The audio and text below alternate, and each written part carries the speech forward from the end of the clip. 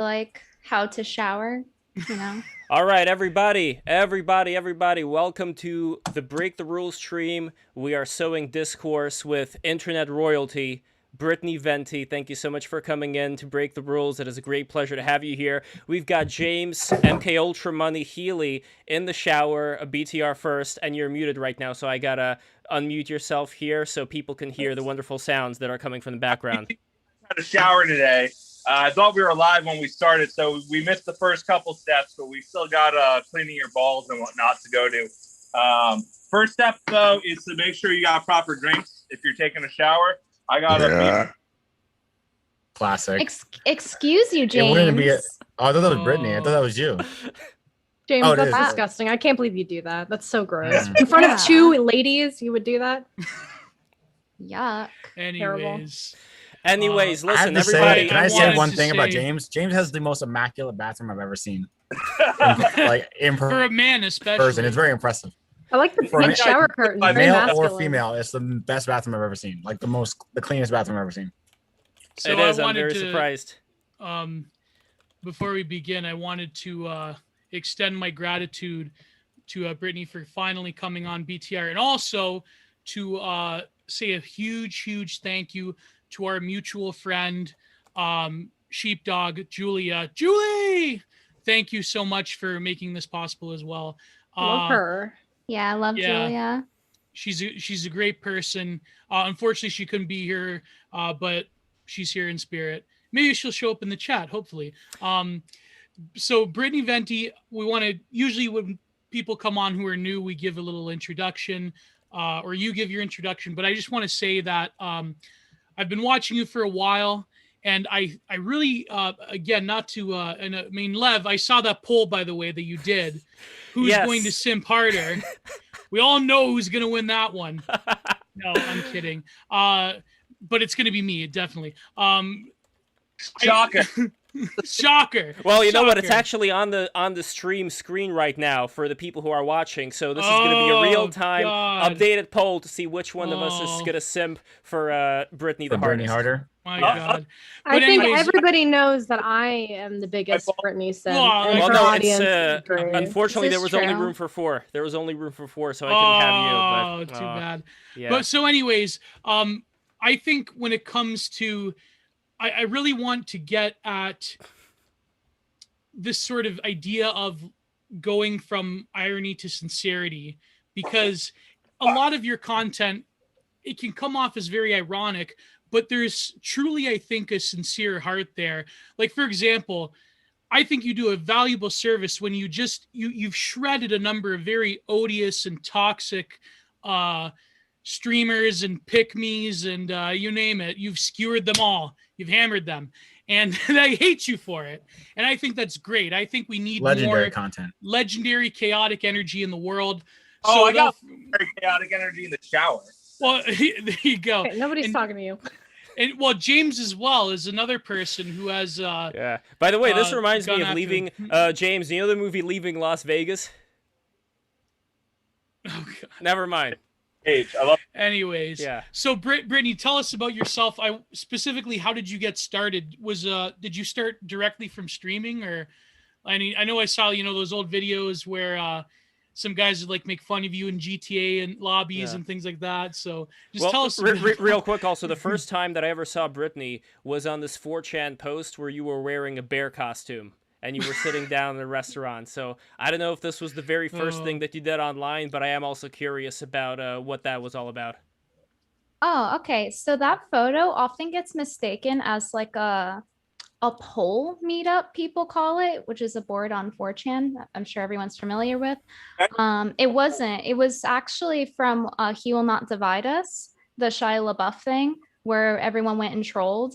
And I went to that. And so after one of the days where we were at the camera, dealing with like people screaming and being mentally ill, he will not divide us, and us like laughing at them, we went to a restaurant after because we were hungry and it was cold out. So that's actually where that picture is from. It wasn't like a meetup. It was just like people who were cool and on the level that showed up to Huendu, he will not divide us. As for how I got started, I started streaming when I was 17. I had an art internship before that for a short while, for a couple months, but I quit it for streaming. And the first year that I streamed, I was under a different name. I hadn't developed like the Brittany Venti persona character is how I started out, where it had even a thicker tone of sarcasm because it was satire. And so after the first year of streaming, I was like, you know what? This isn't like doing it. I need to have some fun with it and create a character. So I did. I was like, oh, I know. You know, everyone has that one secret talent they can do that's like seemingly useless. Like everyone has that one little thing. For me, it was like talking like a white girl, doing the chicken talk like really good. And I used to do it with my mom all the time. Like, so I utilized that into and incorporated it into the persona. It was kind of based off of like white chicks. Like it's kind of outdated now, but like back then that's what a basic type girl. Yeah. Like 10 years ago it was relevant, right? So I based it on that, and I started like, I knew people are really reactive to women who act dumb online, because men often have a hard time catching sarcasm or when women are joking. I think it's autism, because you know autism is like a masculine trait, so to speak. Like more men have it than women. And I think it really shows up when it comes to women having a sense of humor online. Men get very angry. And I think it's because they don't realize they're joking or being sarcastic. So that's what I did. I mean, let's be real. Men have autism. It's just a different kind of autism. So, yeah. That's true. Now, what is it like to be Brittany Venti when it comes to living in New York City, which is a very, left-leaning state, especially right now? And when you go out, do people recognize you, or is it just like a very niche number of people that know who Brittany Venti is in New York City, and you're still able to like go to places and kind of be all right, like nobody's really bothering you? I would say it happens sometimes, especially if I'm in a place where it's more populated. So for example, in New York, we have this place called Koreatown. It's on 33rd. And it's like 33rd is like very, very popular. It's like only 10 blocks from Times Square, right? Has all this shopping and food and stuff. So people always go there. And in Koreatown, there's a lot of Koreaboos and weeaboos there. So those people are in the age demographic that would know who I am. So when I go there, I always get recognized. There's one time I was on a date and I got recognized. They like came up to me and asked for a photo while I was on a date, and he was like, oh, so that was kind of funny. So yeah, it happens sometimes if I go to that type of populated area, but usually I can be low key. When I went to Miami, I got recognized by someone that was really nice. Like he was so sweet. And I would say it's hard to like really pin it down because I don't go out that much until recently, where I'm like going to parks and stuff like that.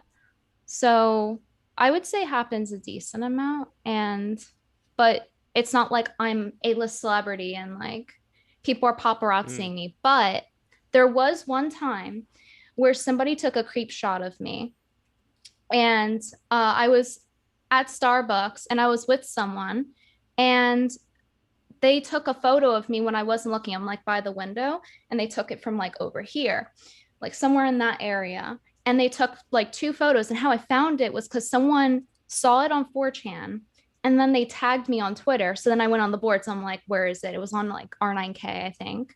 And the person in real time was posting this thread while I'm still at the Starbucks, posting a photo and like being a creeping, like, what should I do?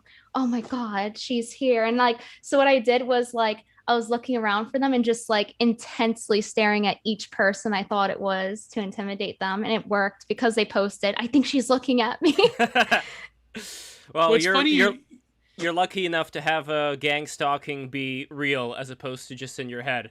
I mean, I don't know which one's better, but I don't know if that's lucky. But... That's the It's funny you mention you're an art student, because He Will Not Divide Us is, of course, was funded by one of the most odious art world wannabe trust fund kids, Luke Turner, who is committed to destroying the lives of various artists, some of which are my friends.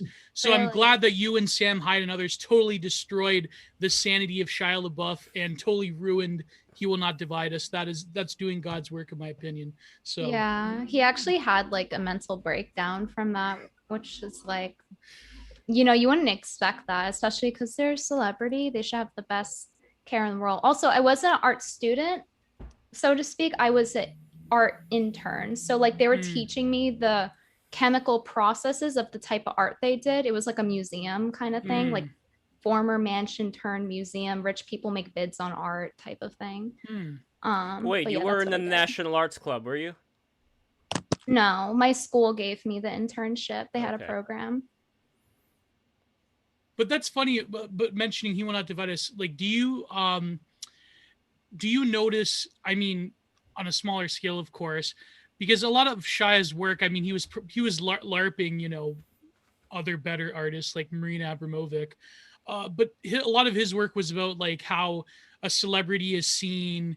And like his whole bit that he again ripped off from Marina, where he like was in a room with the paper bag.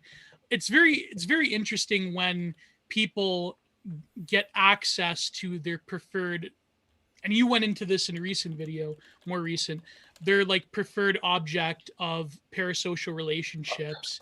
Like, do you notice, like, I'm sure you probably get all sorts of like creepy DMs and like really weird stalker type behavior. Like, I'm curious to know from the perspective of someone who is like in that, what your opinion is, how, like, what drives this sort of like hyper real relationship we have between like people that we don't even know or don't even know their real names half the time. You know, like you see streamers all the time. I guess a lot of streamers play into it. I mean, you're of course the exception to that, but just like the average like Twitch streamer in her bikini in the kiddie pool, that type of shit, like there's something about it that just it speaks to our time. I don't know. Well, it's definitely a newer issue. I think maybe it has to do with, I don't know, because the example you gave, oh, sorry, there's a car outside. The example you gave, yeah, I'm getting gang stalked. That's gang stalking live. The example you gave was of men watching women.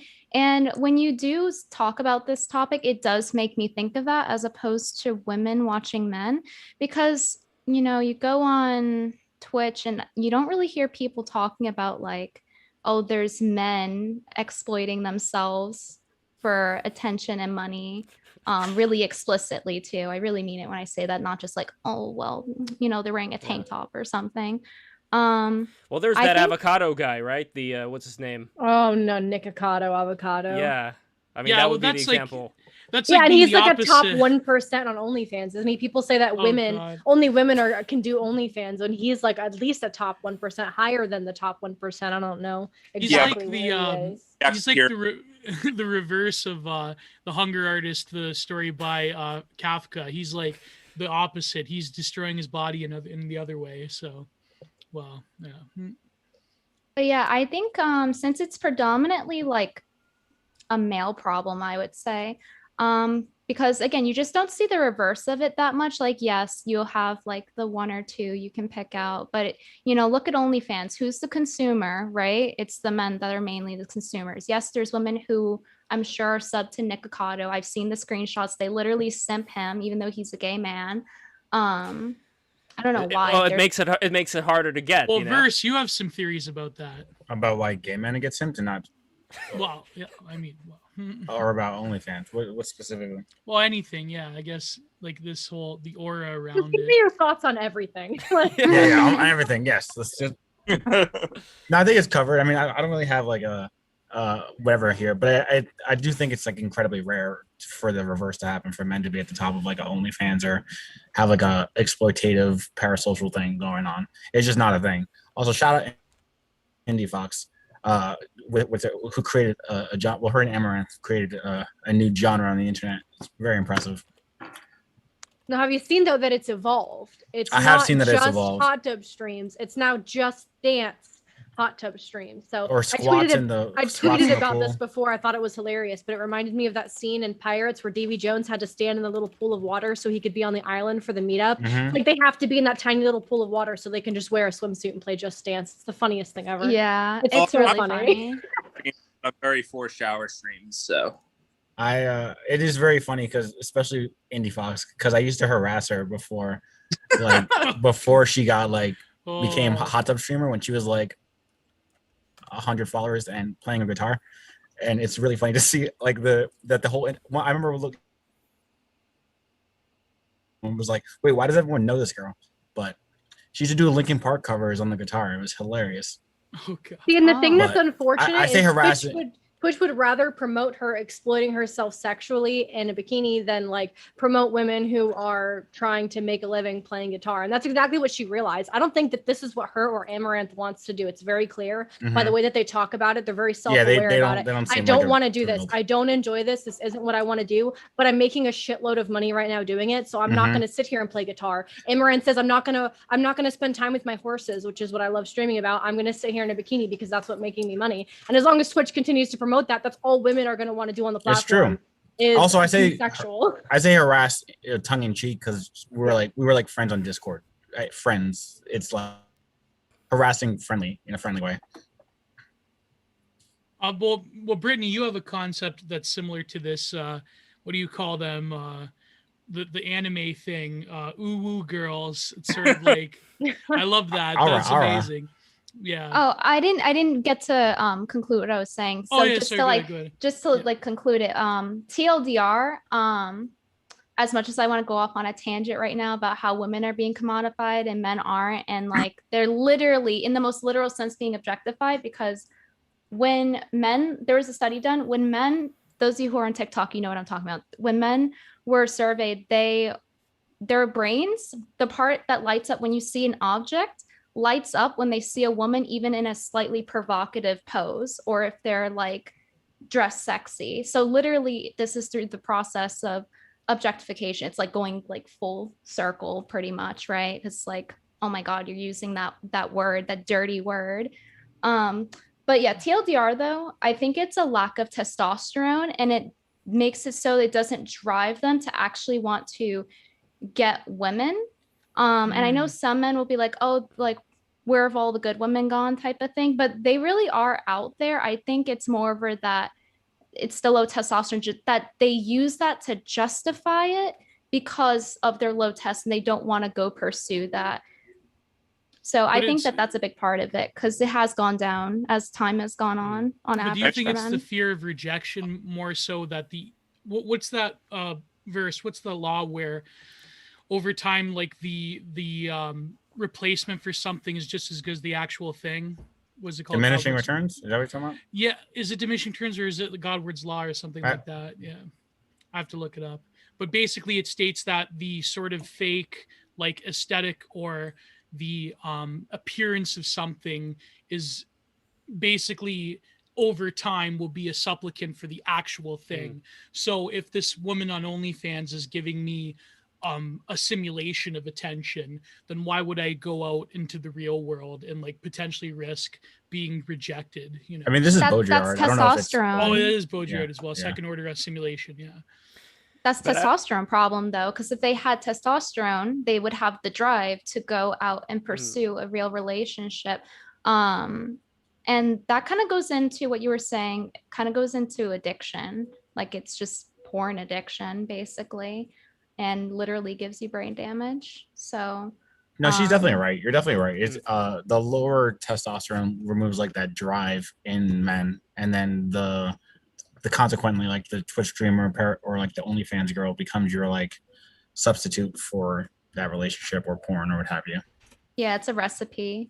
And the next But level especially, is especially when you consider the fact that there's studies done when you watch pornography and masturbate versus having sex, it releases the same amount of chemicals in your brain. So your brain is thinking that you're having sex. So you're not going to want to pursue anything else. That's just the part of the unfortunate reality. Yep. So that's why people use it as a replacement. Like, so you're not going out and looking for a relationship because your brain thinks you've got one, you know? Yeah. Well, Brittany, you've heard about Gooners and Goon Caves, right? I just want to make sure. No! Oh we're all no! on the same Classic. Let's page. go. Classic love BTR. question. Goon. Classic BTR question. You can go ahead and explain that. Sure. So this is going to be probably our 15th time explaining to a guest what a Goon Cave is. 50th time Yes. explaining this to a guest. So it's Are we going to basically... bring up Christian too while we're at it, Lev? Let's start with the Goon Cave. Yeah, let's start with the Goon Cave. So a Goon Cave is any room where you would have multiple monitors, or a virtual reality room where you would have multiple views of pornographic imagery and videos. The idea being that the Gooners would goon. They would prolong, masturbating but never come. And, well, eventually they would come, but that's considered to be the conclusion, where their whole idea is not to come, so they would just keep looking at all these different sexual acts and just get inundated with stimulation like you were talking about before. But I think, like with the Gooners, it takes it to a whole other level that few people are able to reach. And so I'm thinking, like, in the future, when we have the VR implants inside of our brain, with Elon Musk's Neuralink, what is that going to look like when most of the men, they're not going to have any need to go out and have sex with women or men or anything? They could just sit at home, not even put on the VR. They would just have it inside of their heads, and they would be perpetually gooning. And who knows, maybe we'll figure out a way to take the Vril energy and like siphon it into some kind of factory, and power UFOs with it. I don't know. But God-shaped hole out how long? Yeah. Shout out to 0 HP Lovecraft. So yeah, No, but there's a point. There's a point to what I'm getting at, though, because with these Gooners and the Goon Caves, the future is not looking that great for both men and women. Do you think, Brittany, that this is all just Chicken Little, the sky's falling, or do you think, like in 20 or 30 years, it's not even going to be recognizable, the kind of lifestyles that people have, since there's not really going to be any reason for them to go out and do something? Before she answers, we need ethnic cleansing, but for Coomers. It will only in Minecraft, and Roblox. And also subscribe, all the people who are listening, subscribe. Patreon.com/breaktherules. Need super chats. Anyway, Brittany, your view on the future of relationships. That's that would be like the simplest way of phrasing it. Okay, I think, well, the first thing that comes to mind when you talk about that is the fact that each generation, in theory, is supposed to rebel against the last. So maybe that will keep it in check. I mean, will it get worse? I don't have a crystal ball, but I could go get my tarot cards and ask. But let me think.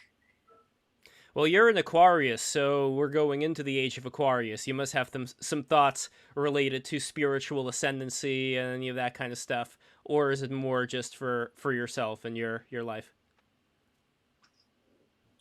Wait, what was the question that you just asked? Well, since you're an Aquarius and we're going into the age of Aquarius, I wondered if you've ever looked into things like the precession of the equinoxes, going into a new Ion or Aeon, however Carl Jung pronounced it, and what exactly we're going to have to look forward to when it comes to the changing of human nature even. Because there are some people who think that we're just undergoing these cycles, the great cycle of history, hard times make strong men make, But on the other hand, though, we're living at a time of connection that we've never had experienced before, for thousands of years. I mean, I don't know what things were like in Atlantis, but either way, for the history we do know, we've never experienced something like this. And so the idea I'm getting to here is maybe all of this craziness that's going on right now with the Coomers and Goon Caves, it's kind of like a trial of Plato's cave. It's kind of like we have to undergo this trial of all these various online seductions in order for there to be some kind of, an alchemical transmutation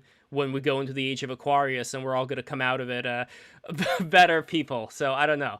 That is my version of it, but you may have a different one when it comes to what the future holds and age of Aquarius. And I don't even know if you're a new ager. I know that you like a lot of the astrology, things like that, but that's pretty much all I know.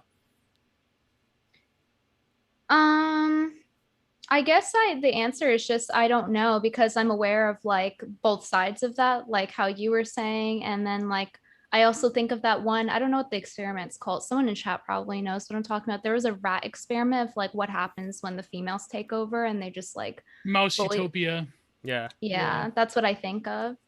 And so I don't know, it feels pretty black pilling, but at the same time, there are a lot of people like that are in my age group, for example, that go to church more. Like Jessica just converted, for example. Based. What did you So- convert to? Which denomination? I was Baptist, Southern Baptist, and I was just confirmed Catholic this Easter. Oh, look at Oh, that. I didn't know that. nice. Congrats. Congrats, Yeah. you're on Gio's team. Yeah, yeah, Italian Catholic. That's me. Well, Young It's, was it's also an ethnic religion to us. So Yeah. Yes. It really is. Yeah.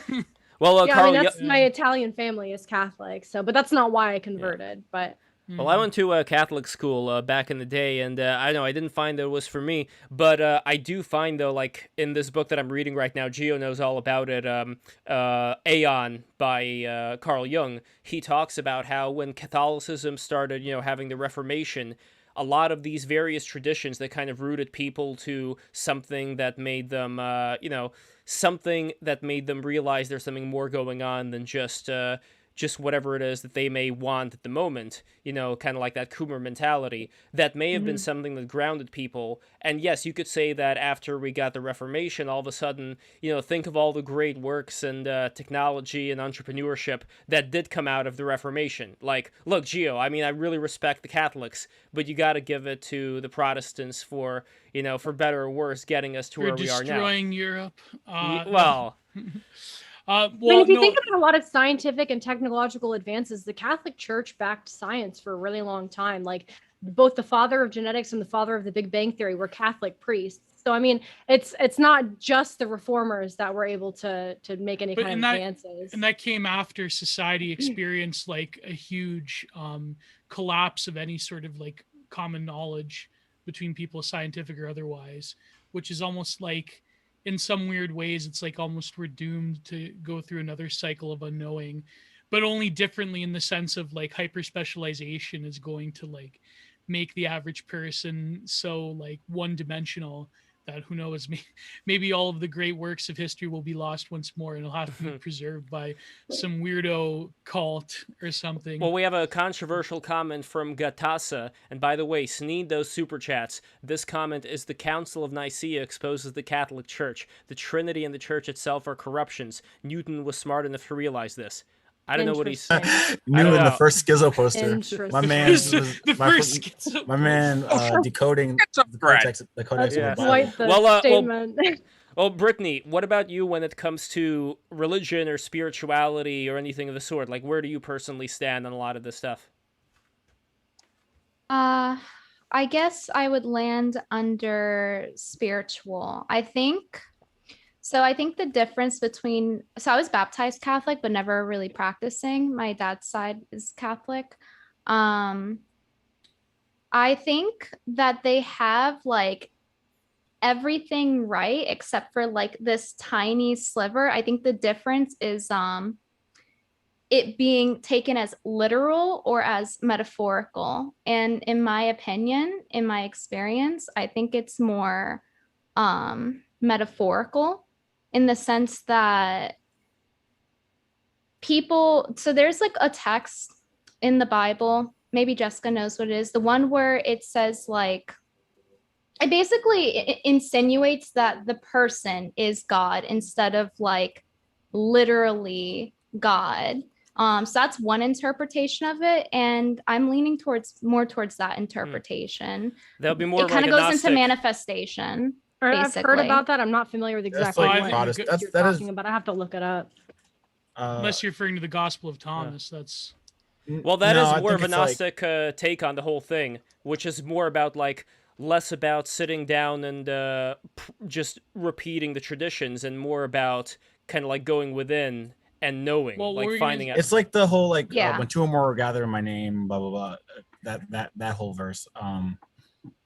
It's more of like that's like a Protestant thing with like the Holy Spirit and communion is more important than the actual physical building of the rituals. Even before the Protestants, though, like Gio, you can back me up on this. There was this whole Holy Ghost movement that that's Protestantism. No, this is Even pre-Protestant. well, yeah. I mean, there was Like- like certain Manichaean cults that had like that sort of mystification between the actual communion with God than the church. So that was, I mean, us Catholics got rid of them pretty quickly. Yeah, y'all got rid of the Holy Ghost Mm. people from from the Gospels. But yeah, that's pretty much all Protestants have that like aspect involved. But yeah. I think to TLDR it, if anybody's interested in what I mean, I agree with Neville Goddard's take on Christianity and the Bible, his interpretation, how it's broken down for what each thing stands for and how it's metaphorical. I think in the metaphor, Jesus is actually you or your ego or something like that. And then I can't eloquently break it down, but it makes sense. I don't think it was Jesus wouldn't be the ego. Jesus would be, in that case, the self. So Jesus. Yeah, I think that's what it was. Yeah. Like the I have a hard time culmination of explaining everything. it. That's what Jung came very close to. I mean, Jung has a very problematic relationship with Gnosticism from a Catholic point of view, but that's, that's to be expected. Well, I think there's something to it. I mean, Goddard, who you mentioned, I was reading his book as well, Brittany, and he was talking about how the birth of Jesus kind of talks about astrology as well. If you're talking about, the sun coming back up after the equinox and all that stuff. So, and again, I don't know, I don't want to, blaspheme, but all that I'm saying here is that I think that there is something to self-knowledge, and there is something to also sitting down and, being part of a prayer group or whatever. Like, some people, if they're ready and willing, then I don't see anything wrong with, like, I mean, look at me, like, I meditate all the fucking time, so I don't see anything wrong with just, like, going into the desert or into a cave, meditating, and then eventually getting to a higher realization of what this is all about. Like, why not? I mean, I don't know. Like, I believe in reincarnation. I believe that, just like the mystic Jews believe in reincarnation, I believe in it too. Like, I think that it's weird. Like, if you were born, without all your arms, or with some kind of a disease, it's like, is that your only life? Is that your only life? Is that the one shot? It seems weird to me. Like, I don't know what. Well, let's move on, Lev, before you totally blaspheme yourself. That's like a let's massive move on. Massive go. Well, we wanted to get to women posting their house, but now that we're on, I was watching your recent video where I think it was one of these. You were critiquing one of these, like, The Cut ripoff YouTube channels, like really content mill type of stuff for like terminally radical liberal millennials. Was it called Jubilee or something? Where they were interviewing porn stars. And it was very interesting how you picked apart the way in which they talk about their own experiences and how a lot of them are asexual. So it's like there's got to be some kind of like traumatic thing going on there. I thought that was very interesting.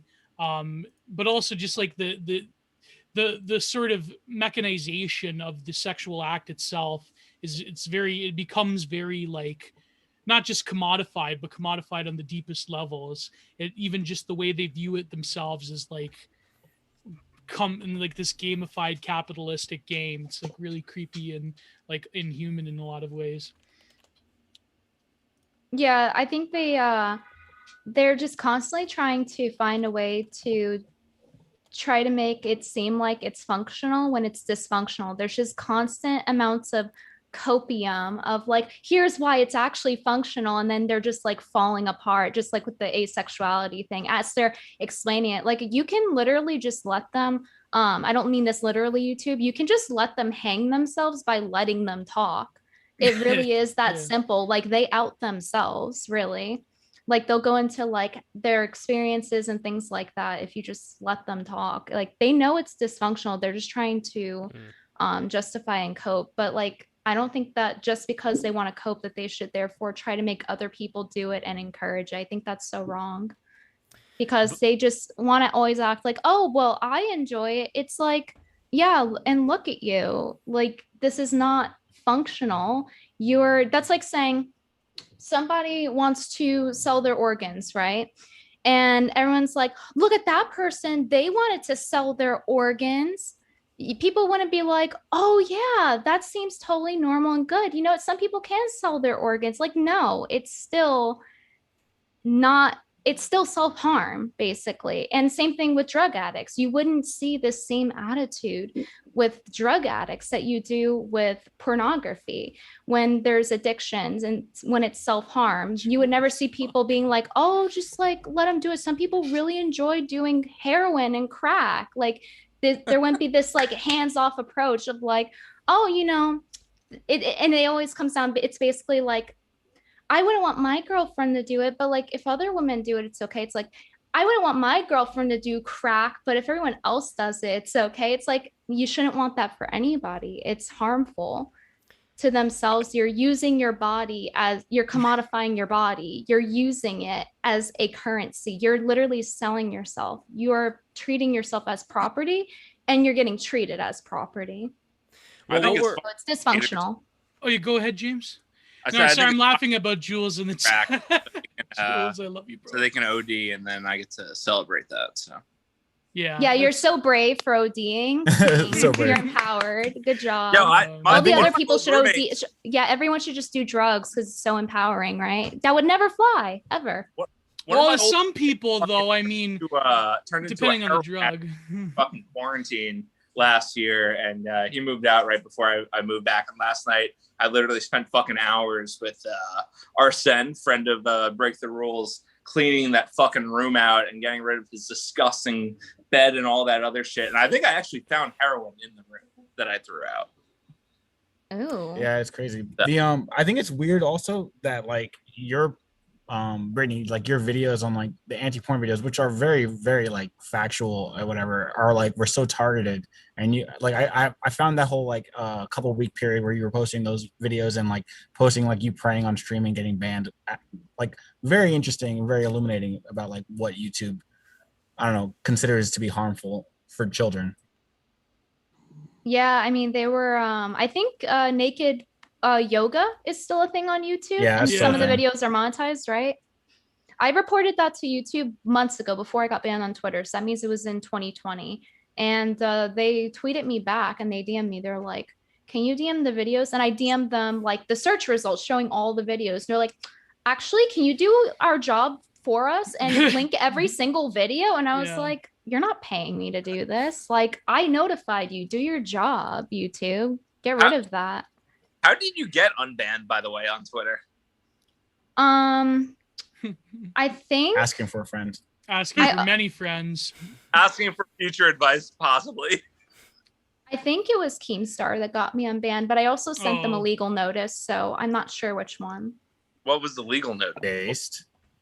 To let them know that they basically are, because what they banned me for was copyright infringement, but it says in their own TOS that after 2 weeks or whatever amount of time, that if you counter it and they don't sue you when you counter it, they don't start anything like that, then they have to lift it. And they didn't do that despite me sending all the counterclaims to every single infringement because they were false. And they didn't unban me for 4 months over it. So they are literally breaking their own rules. So I got in contact with a lawyer and they sent them a legal document. Nice. You just got to move to Florida, so next time they ban you, you can sue them for $100,000. Yeah, Florida is being super based. Base DeSantis, right again. Is right again. Yeah. Yep. Is he gonna run? Is he gonna run in 2024? I have no clue. I don't pay attention to politics anymore. Damn. Wait, what is this Probably $100,000 suing thing? I'm trying to. That's why I'm trying to asking, 'cause I don't think You can sue social media companies if you're a Florida resident. Oh, I think let's you can stick go. it to them. Yeah. active social media. I think you have to be able to like prove unfair. Like if you say like the N word on Twitter and they ban you, like obviously you can't sue them, right? But like if I think if you can prove that, like, so for example, right? I think if you were banned, if you were banned on Twitter for saying that like the beer virus escaped from a lab somewhere in another country in Asia, right? Then you know, they probably would have banned you for that, even though now it's like the popular thing and it's on the trending tab and everybody's saying it's okay. Now I could sue Twitter for banning me for that. You know, for $100,000, you know, something along those lines. The automatic ban, the last ban wave was because people were like jokingly tweeting out things that would incur the quote unquote disinformation hashtag to those tweets. I know for a fact that it was more of an algorithm ban, and some people have been able to come back, except for a select few people that Twitter just hated for some reason. I'm trying to think here, but there is a few people that came back because it was just like a mass ban wave thing, which was totally ridiculous. If you like deliberately try to be like, yeah, I'm gonna trigger these fucking flags. I mean, not that you deserve to get banned for that shit, but you deserve to get banned for being a fucking retard. Or you should know how strict Twitter and all. I avoided them because I knew something bad was gonna happen. Oh, to my LOL, account. whoops. Fortunately, I didn't get banned. That's my way to fucking like be as careful as possible, especially with the amount of people that fucking want my head on a fucking pike. That make sure like anything to trip the censors. No, you're definitely a target. Now what about something like Twitch? Because Brittany, you used to be on Twitch. Twitch is even worse. Oh yeah, they're so bad. They're like, it's like I don't even think, even if they unban me, I don't even know if it'd be worth streaming on there, because like they not only are they so strict, but off-platform behavior too. So like, let's say I want to like tweet a streamer, they'll just like ban me for it just because it's like I'm not being a sweetheart to them. Harassment, yeah. Wait, Yeah, that's what they call it. Ban you for shit you do on Twitter? Yes. Yeah. Amazing. Fuck Twitch. But like, by the way, we are on Twitch. Got banned that way? We are on Twitch. Break the rules. Got banned like that. We're on Twitch right now. Yeah, we're streaming on Twitch right now, just so you guys know, and on D Live. Why they have to ban me for doing stuff on Twitter? That's very strange. I also, considering how many streamers are porn stars, I'm really confused how that even makes sense. It's supposed to be as long as they don't promote the pornography on their stream, that's allowed. It's not against the rules for somebody to do pornography and also be a Twitch streamer. But for example, you have people like Amaranth, where the first link in her panels links directly to her OnlyFans and her Patreon. So it's like, I don't think they're really, like enforcing that very, very well. So. Do they go more against political things as opposed to things related to like being close to pornography? Yes, I would say so. Yeah. Because I am kind of curious, like when it comes to the climate in New York City right now, Brittany, like when you walk around and talk with people, what do you notice, like not on the minds of the crazies, but just like on the average New Yorker or Brooklynite's mind when it comes to casual conversations? Like what are some of... But he wouldn't know this stuff because he doesn't leave his apartment other than a Lindy walk. Bullshit, James. Well, I don't know why he's asking me then. Motherfucker. I know why you're asking me then. Wait, you don't leave your apartment either. You don't leave your house. You just stay inside. Recently, I've been going out more, but like even when I do, I'm not talking to people. It's the only time I'm talking to people is like when guys approach me, and I have to like awkwardly like. Speaking of. Shooting back to K-Town for a sec, where do you like to go in K-Town? Because I'm a big fan of K-Town. I love going to Pocha 32, getting their watermelon soju. Literally best drink in the city.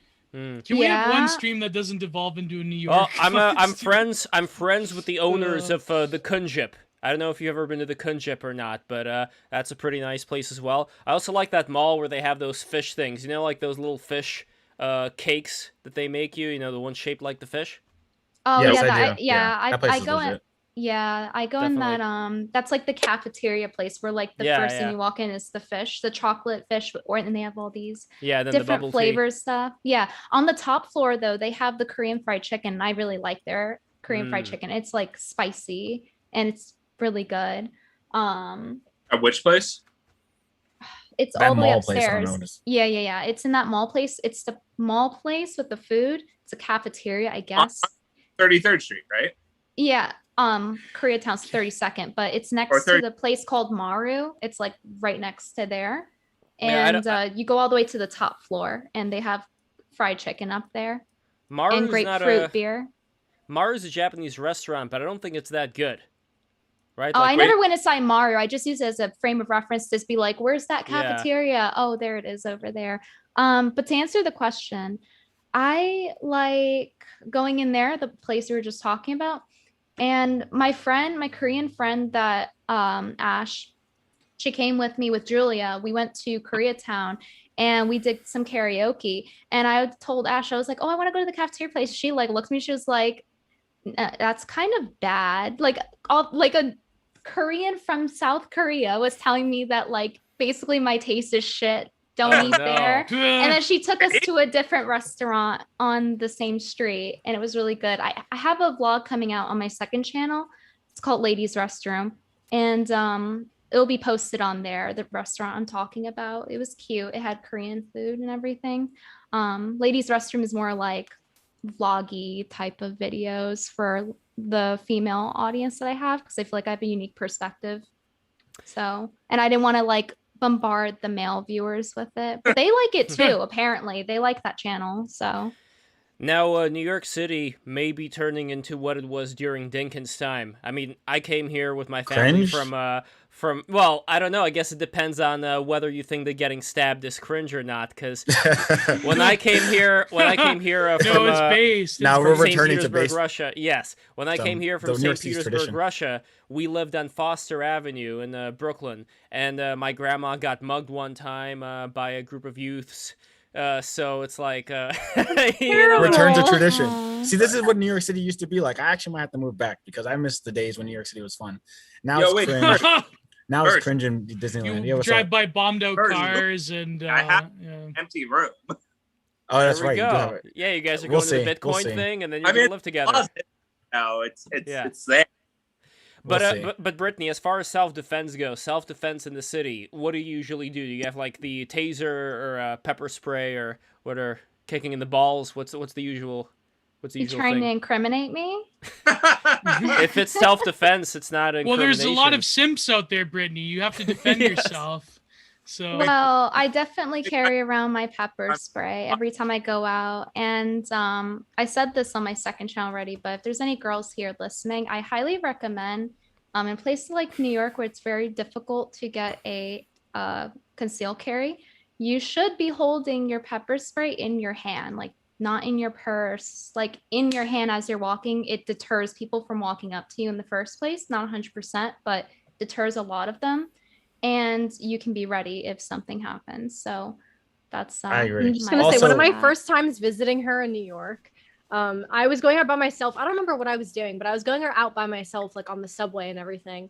And I walked out. I was gonna leave, and she's like, "No, take this." And it was a pepper spray. And I was like, "Why?" She's like, "Just take it. Trust me." She's like, "Even if something doesn't happen, like you'll just feel better having it." So I had it, and I kept it in my coat pocket. And the whole time I was walking around with it in my coat pocket, like ready to pull it out at any minute. Which, like, I live in South Florida. Like, it's not safe here either, right? Like, I've been in dangerous situations here. I've had my house broken into. You know, like.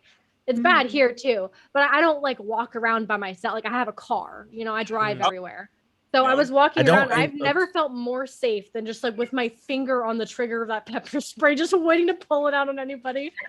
I feel like pepper spray it's probably illegal in New York City though. So in theory, it's not Okay. illegal. Oh, I thought it was. they make everything No. illegal. So I'm not sure. It's- Nunchucks are illegal.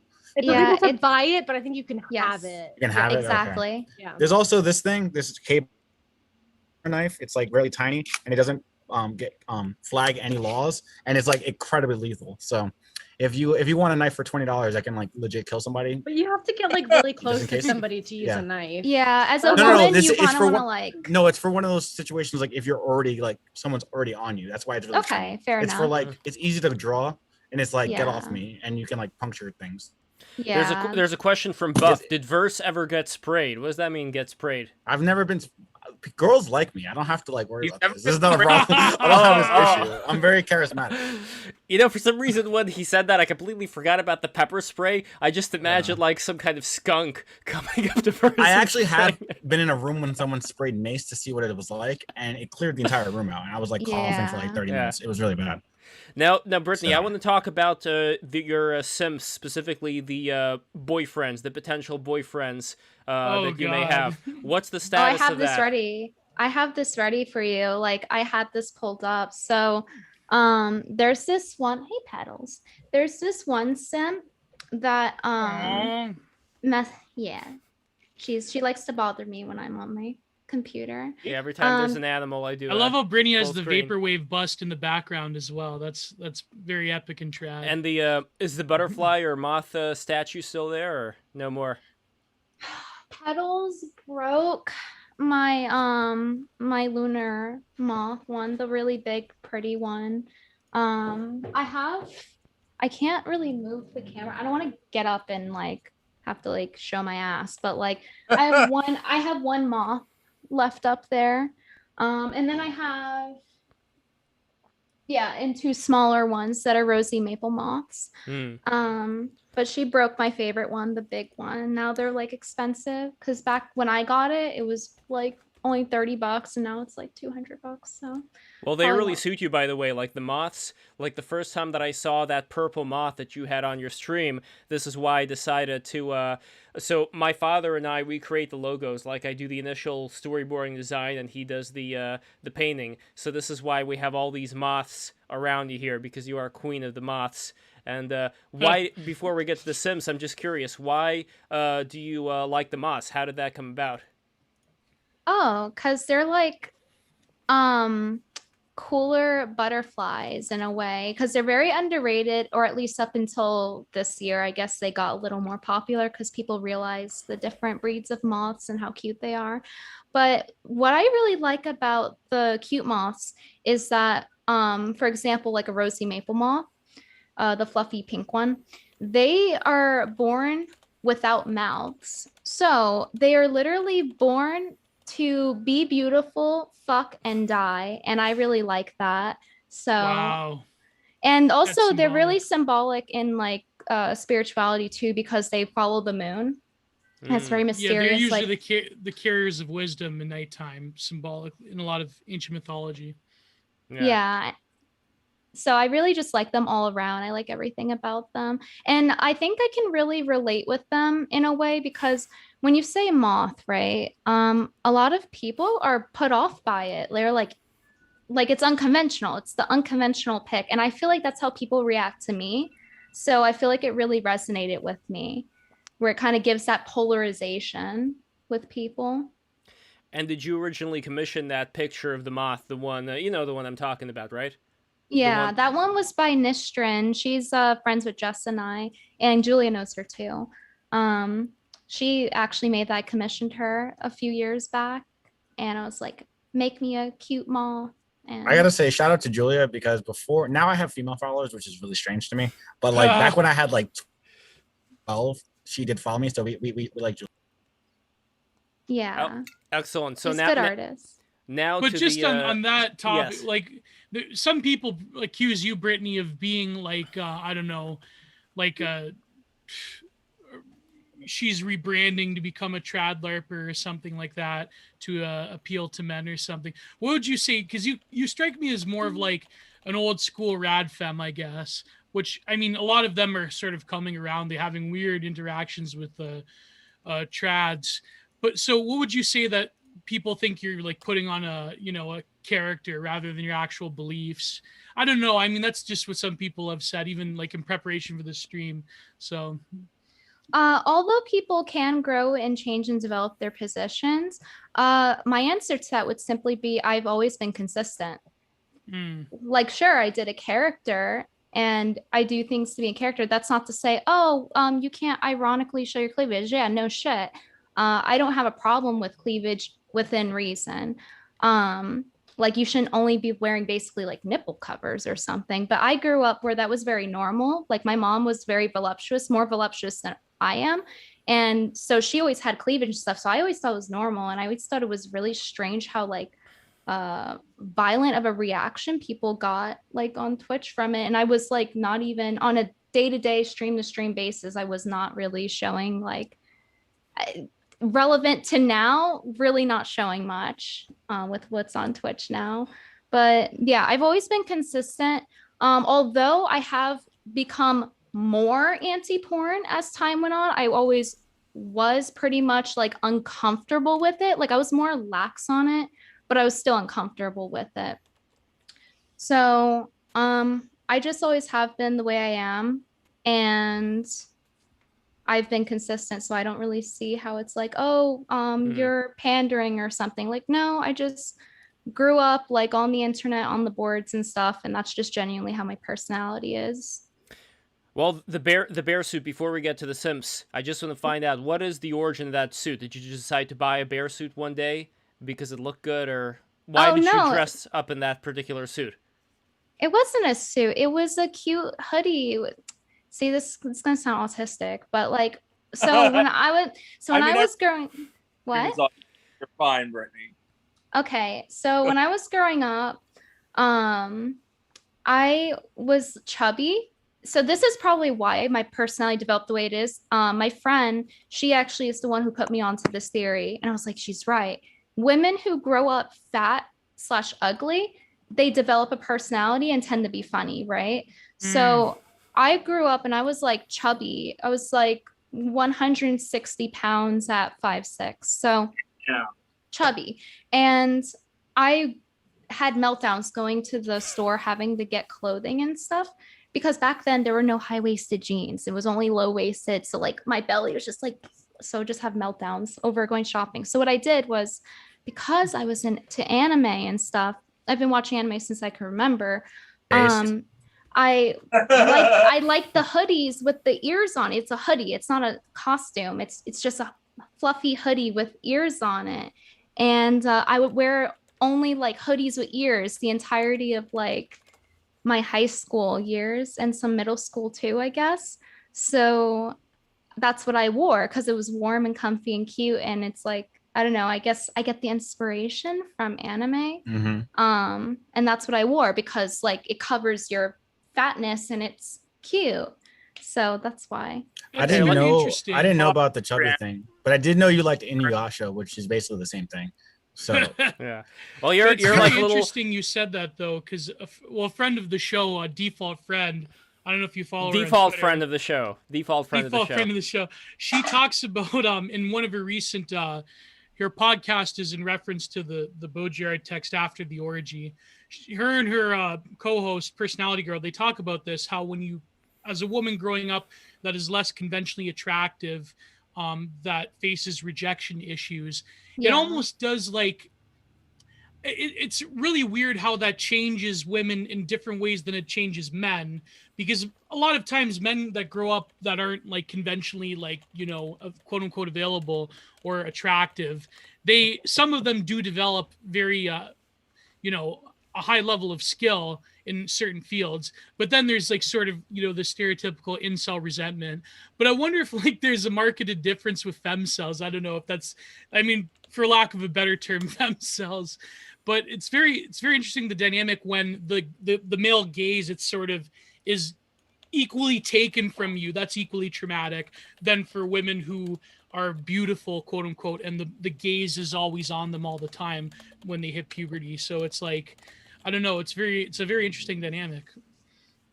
Yeah, I think it really does affect you in a traumatic way. I know it's like, it sounds conflicting, like, oh, women don't like being catcalled, but then you're also saying you want attention. It's like people want the attention from people that they find attractive. Like nobody wants attention. I mean, some people do because they're attention whores, but and given like all streamers, YouTubers by default have to be attention whores, there's a, you know, a range, right? A spectrum of being attention whore. So the reason why it makes sense is because when you're in puberty, like you're in high school, you're in a social setting, right? Like constantly, your whole life is like high school. You think that's the world, right? That's your concept of the world. Yeah. So you want people to accept you and find you attractive. And for me personally, I was always that feeling no BF, like literally since I can remember, since kindergarten. Like I remember just like growing up all through my child years, through elementary school, through middle school, literally crying on Valentine's Day because like other girls would get hearts and candy and big fluffy teddy bears. And when I went to school, even you were the big fluffy teddy bear. Yeah, I guess so. That was my coping mechanism. Well, I was always the fat kid, so I can relate to that. well, look at you now. You have more simps than they all do combined, probably. Yeah, those hoes ain't got nothing on them. I mean, now I'm just imagining like a Brittany Venti bear, like a fluffy Brittany Venti bear creature just going to hibernate for the wintertime, you know, like being all chubby and stuff, but then coming out just like ravenous, hungry, just like eating any like little animal you can grab. So I don't know. What It's just Oh my god! Every time you have one of That these was weird very fantasies. But Verse, you have some thoughts on this as well about the difference between like incels and femcels growing up and facing rejection, or do they face it differently, or is it a similar type of experience? I don't know. No, I mean, I think she covered a lot of it, but I think like with men though, all men face rejection in general, like regardless of how attractive you are. It's just kind of built in. There's obviously levels to it. Like if you're a super Chad, you know, they still face probably more rejection than most women, regardless, even though they're super Chad. Like that's just kind of how women don't all have the same taste in men, right? So like Yeah, most women have bad taste in women men. would find a Chad very attractive, and another woman would be like, yeah. So it's like, but like I think with women, I think DF does talk about it a lot, that there is definitely a threshold, and below that threshold is a completely different world that Yeah. I probably don't, I'm definitely not pretty to whatsoever, like because they just don't really register. If you don't, I mean, just being honest with men, like if a girl's just not attractive, like she's not even like, I don't notice her at all. It's not like on purpose. I think something It's that not seems like- to throw people off is that, like, at least in my experience, and I'm sure Brittany can relate to this as well, just with the attention that you get online from men, especially like incel type men. Not necessarily all of them are incels, but like with that mentality in general, they seem to think that because you're a woman and because you could just walk down the street and go up to any guy and say, hey, fuck me, and they would do it, that means that you don't experience rejection, that you don't know what rejection is like. And like, just because I could go to a bar and have some 2 out of 10 homeless man have sex with me, like that doesn't mean that I've never experienced rejection. Just because, you know what I mean? So they say, oh, well, it's easy for women to have sex, therefore you don't understand what it's like being a man. And as a woman, I'm like, okay, so you're gonna call any woman that has a boyfriend a whore, but like you expect me to just go out and fuck any guy that wants to fuck me. You know what I mean? Like they don't understand that women don't. Well, that could be somebody's. That could be some woman's. Too. That could be some woman's fetish, by the way, right? Like getting sexed up by a homeless guy. Like, I know you don't some want to just guys go like around and be getting with any ugly guy. Like girls, a lot of the times, you know, there's a guy that you want and they don't want you, and they don't understand that like women can get rejected, and that you don't want just some random dude on the street. Like you're looking for somebody that meets a certain criteria, and sometimes you don't find it. You want a high value man, and they're like equating sex with acceptance, because in their perspective, like that's making it. But in our perspective, that's not. I mean, I know there's modern women and like birth control, and they pour themselves out because it's like, oh, well, now I can't get pregnant or whatever. But generally speaking, biologically, women want that commitment because we have to deal with a baby for 9 months, right? So we need somebody who is going to be around and commit and take care of us. There's more of a risk for us than there is a guy. You guys just pump and go, right? We're having to deal with 9 months of this biological change that actually like we could die from, right? The rate of death was higher than C-19. So just for some perspective, but women get rejected all the time. I mean, maybe I'm biased, maybe like Stacy that can't relate, whatever. But in my experience, I sure have been rejected a lot. Jessica has been there with me through some of these rejections. Well, and it's like you can get with a guy, and of course he'll have sex with you. Like, why wouldn't you? Guys will have sex with anything. No offense, but like they'll have sex with a brick wall. Yeah, you know what I mean? They'll have sex with a goat. But when it comes to dating, if you have sex with him and then ask him to date you, he'll say no. James, you had a counterpoint to this, since you are the expert resident. Will you have sex with anything? So, no, I'm kidding. Will you have sex with a goat? James? We're all talking over each other. No, I've had enough sex, so I have standards at this point. In college, the standards were lower, but now I feel like as a guy, like once like the more you have sex, the more your standards go up, because it sounds like you just start caring less. And that's like how it's been for me. And I wouldn't know. And it's like I'm at the point now, it's like I only want it if it's handed to me on a silver platter, or if I actually want it. or have sex with. And that's probably fair. why James is going to have a lot more than otherwise, because I do think that there is something to that attitude of not really. It's kind of like with a cat. If you go up to the cat and you just start, doing whatever you do with it, it's very different from when you kind of like be cool and just let the cat come to you. But now, I will say, notice he didn't comment this. about fucking a goat. Just want to say he didn't mention that part, didn't respond to that part. So Yeah. I will say one thing though. I think that the reason why a lot of dudes can't like empathize is like there's a difference. I know that there's like a guy will fuck you, but he won't like have a relationship with you, which is like feels I'm sure horrible. I mean, I know for a fact it feels horrible, but I've been there. But I will say like I think a lot of dudes can't relate because there's I'd say at least half, probably more. There's the rejection with men is like not only is it you won't hook up with me, but like you're also like lonely too, because not like anyone really cares what dudes are up to, right? It's not like there's like a bunch of like girls trying to simp to you or like ask you about your day. Like you're like alone. Like your parents stop caring after a while. No. Exactly. You know what I mean? No, I agree with you that there's a loneliness aspect to it, but it goes the other way around too. Do you really think that someone that's only around you because they want to stick their dick in you is good company? That's not a real friendship. That's fair. based somebody coming up. That's a conditional coming up to me friendship. for a relationship. They're coming up to me because they want to. It's a conditional friendship. That's not a real friendship. That's not good company. But there are some guys that probably do get rejected who would want a meaningful relationship, but because of some sort of quality, like being overweight, like me, they probably do want a relationship, but it's just it doesn't happen for whatever. But I guess there are women who do experience the same thing. So it's to pick one. I don't know. I guess I can tell you why one's worse than the other. One's worse than the other because although you're saying, at least like there's coomers and low value men everywhere, it's like, oh, gee, thanks. No, I'm not saying no, but go ahead, yeah.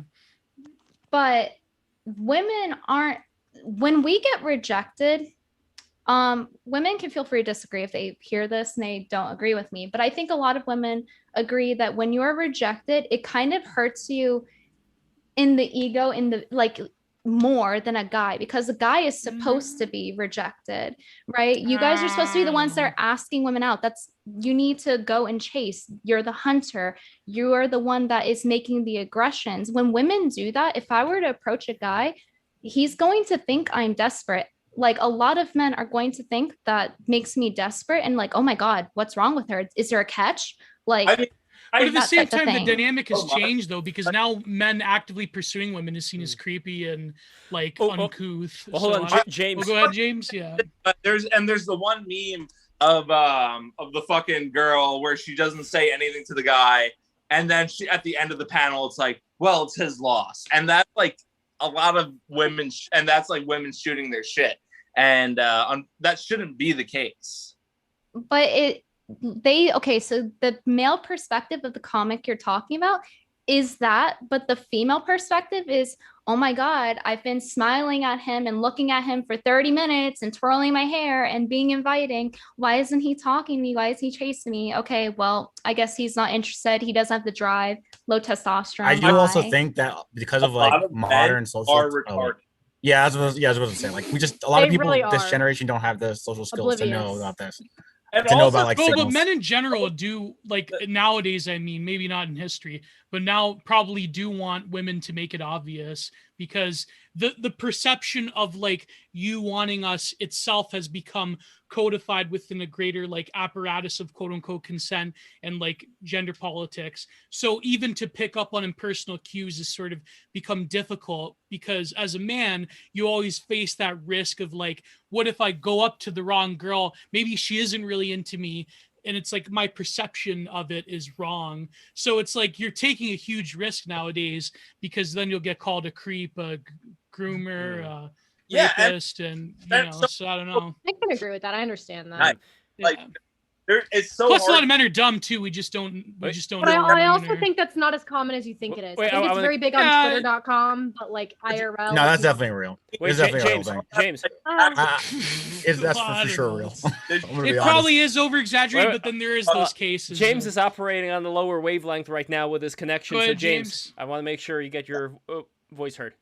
Yeah, no, I was just saying that there are girls that will do shit like that, but that's how they normally act. So it's sometimes hard to realize, it's like, are they doing that because they're interested, or are they doing that just because that's how they are? And some girls are just naturally flirty and shit like that.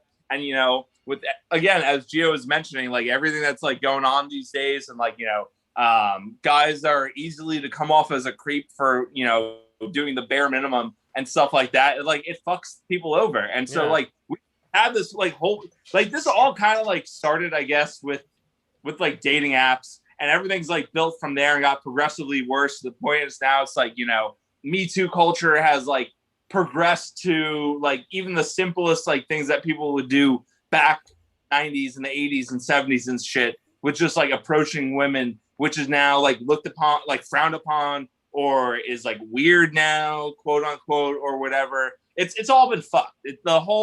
We've all been psyoped by tech corporations, and it's been slowly happening since the mid 2000s. Ever since Facebook launched, I would say this is just a natural consequence of the sexual revolution in general, and encouraging free sex and casual sex with everybody. Okay, that's just the natural. That's just the natural progression. But she didn't just convert to Catholicism; she converted to traditionalist Catholicism. Based in red pill. All right, but you know what? Maybe some of us are gonna get reincarnated backwards, where we can reincarnate as a boomer, grow up eating all that sugary cereal, and then having the time of our lives. And like that cereal that had the red dye that was known carcinogen that they had to get rid of. Yeah, we can smoke cigarettes until you're 105 years old. That sounds that's what I'm.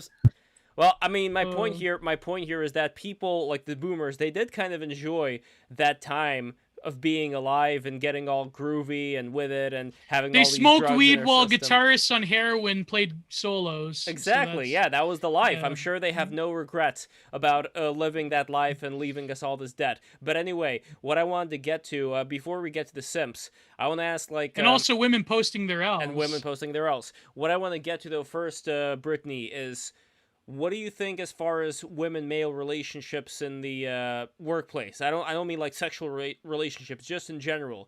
Do you think right now there's more of an incentive of various companies and advertising basically telling women to go into business, to go into all these different fields?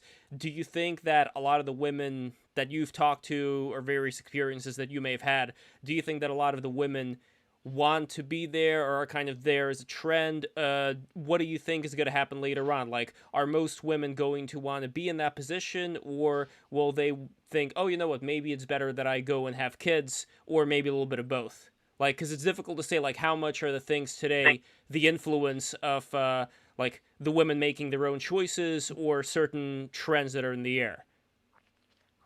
I think that women don't really have much of a choice, like in my very biased perception of my friend group, because they're all kind of like how I am in terms of how they view social issues and things like that. There's a lot of overlap, and it's a little bit different versus like the average female New Yorker, right? So I find that women that are on the level that aren't the modern woman really do struggle in finding a high value man. Finding a provider, finding a guy who treats you right and, is attractive and all these things. Because you don't want to be with someone you don't find attractive. Like, that's just the bottom line for either gender. So I think that a lot of men aren't really able to provide anymore. Probably the economy is a factor, lack of drive because the lack of testosterone is a factor, a bunch of different reasons. Porn addiction making them not want to go out and do anything because it gives you depression, all these things. There's a lot of reasons, but I think it's like on the male's perspective, they're like, oh my God, all these women are whores. And, the modern woman, they're all on birth control. And then women can't even be attracted to the right men because it messes up their sense of smell and it makes them choose the wrong guy for their genetics. And then when they get off birth control, they're suddenly not attracted to them. So that's a big, and it's given out like candy, is it like most women are on birth control? I would say. I got birth control at 15 for free without my parents' consent. There was a video of somebody at 14. There was a video of somebody opening up the sink and the water. They put the the pregnant strip on the water, and it ended up going red. Oh, so like positive? Yeah. There's a lot of Ew. leakage Yeah. from urine and because it doesn't break down. Yeah, it doesn't I break heard down. about that. Its That's so half-life is gross. incredibly long. Yeah. Yeah. What if you have a good Just water turn the filter? friggin' frogs gay. But if you have a It water really is, not gay, filter, her though, mathetical. That's I'm glad I never drink tap water. I Yeah. literally anywhere I go, I never drink. They're like, "Oh, the tap water is so clean here." I'm like, No. "No."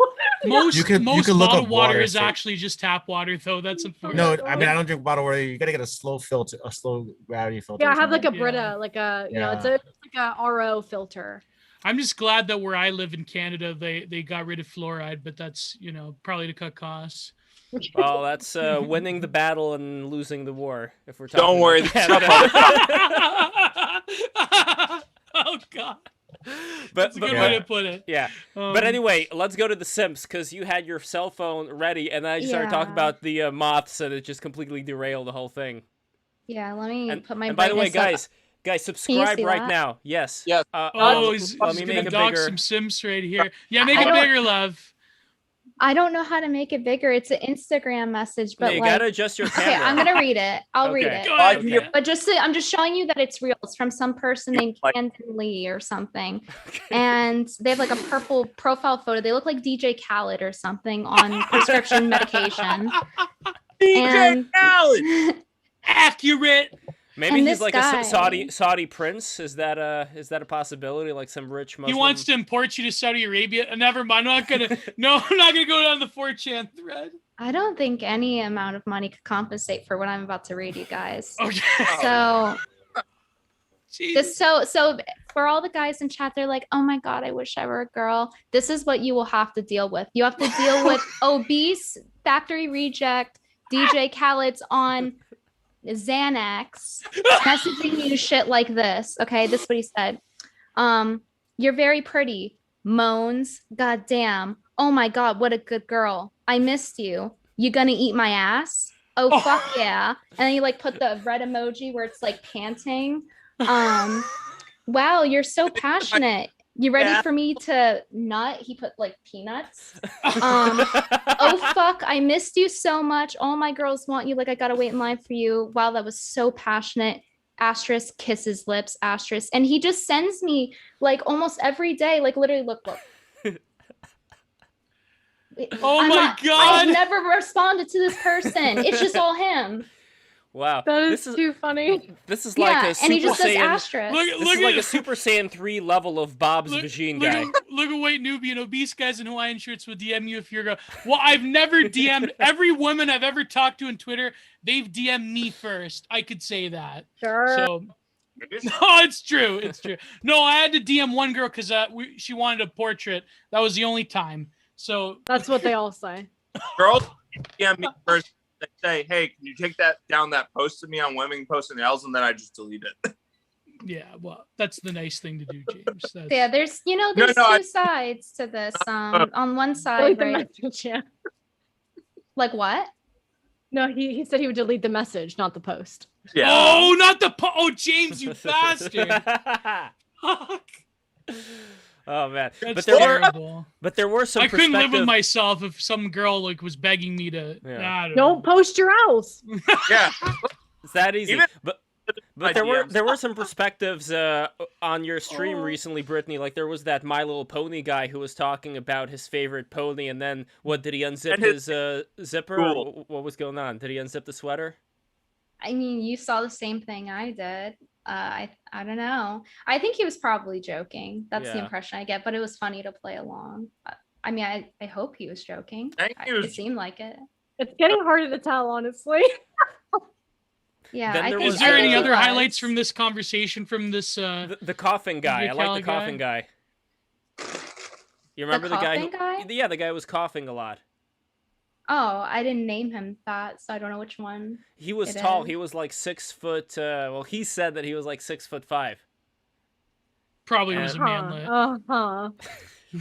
I don't know. There was a lot of people calling in that stream. A lot of people were joking and just kind of going along Yeah. with it. Well, which that's is actually funny. how I became a moderator for Brittany. Was for she had a sugar daddy application stream, and I called in and said that I was going to be Yeah. her sugar daddy, and I was going to fly her around Europe.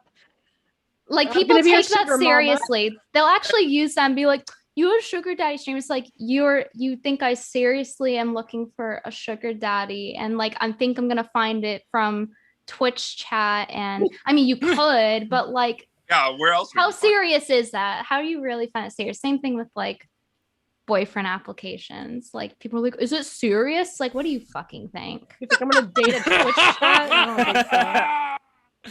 Yeah. Oh man. There was also But that, yeah. that Scottish guy. He seemed to be all right. The Scotsman. Yeah, he was cute. He was nice, but like it was nice to have one on that seemed like more serious. It gave it like a nice mix between like the chaos of Yeah. like MLP guy to guy who seems legit, right? Definitely.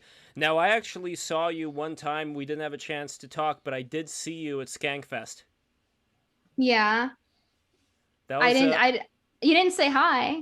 I know. I don't I think. did. No, I was waiting in line, but I saw you going in there. I think you had the VIP pass, and it turns now I know who the guy who was behind you was, who was making he was making all sorts of noise when the comic was on stage. I'm not gonna talk anymore. We're on good terms. I'm not gonna say anything. First Sigma male, alpha male would have gone up to Brittany and said hi. True. That is True. a very good point. I was in line. I didn't want to go off the line. I was talking with my friend. I decided to not do it. But look, now Brittany is on the stream. Said hi to Brittany, and then I would have gone back online and cut in front of whoever was in front of me. That's what a fucking alpha male does, Lev. Come on, bro. Okay, sure. I guess I'm gonna have to. I'll be reincarnated in my next life, which is a repeat of this one, like Groundhog Day, and that's exactly what I'm gonna do. But what did you think of Skankfest? I thought it was funny. I don't. At what point did you see me? I'm just wondering. So we were in line to go to a comedy show there, and you were I think you got out of your car, and then you went past the line, and you went into the theater. Oh, And then you were sitting. I was sitting right in front of you. I had really long hair back then. I was sitting in front of you at this one set where there was a comic on stage who was not doing really well. Oh, I don't remember Yeah. which comic that would have been. I think of it more in terms of like which room was it in? Because It was the upstairs room. Oh, was it? Yeah, Um, upstairs on that's the left. funny.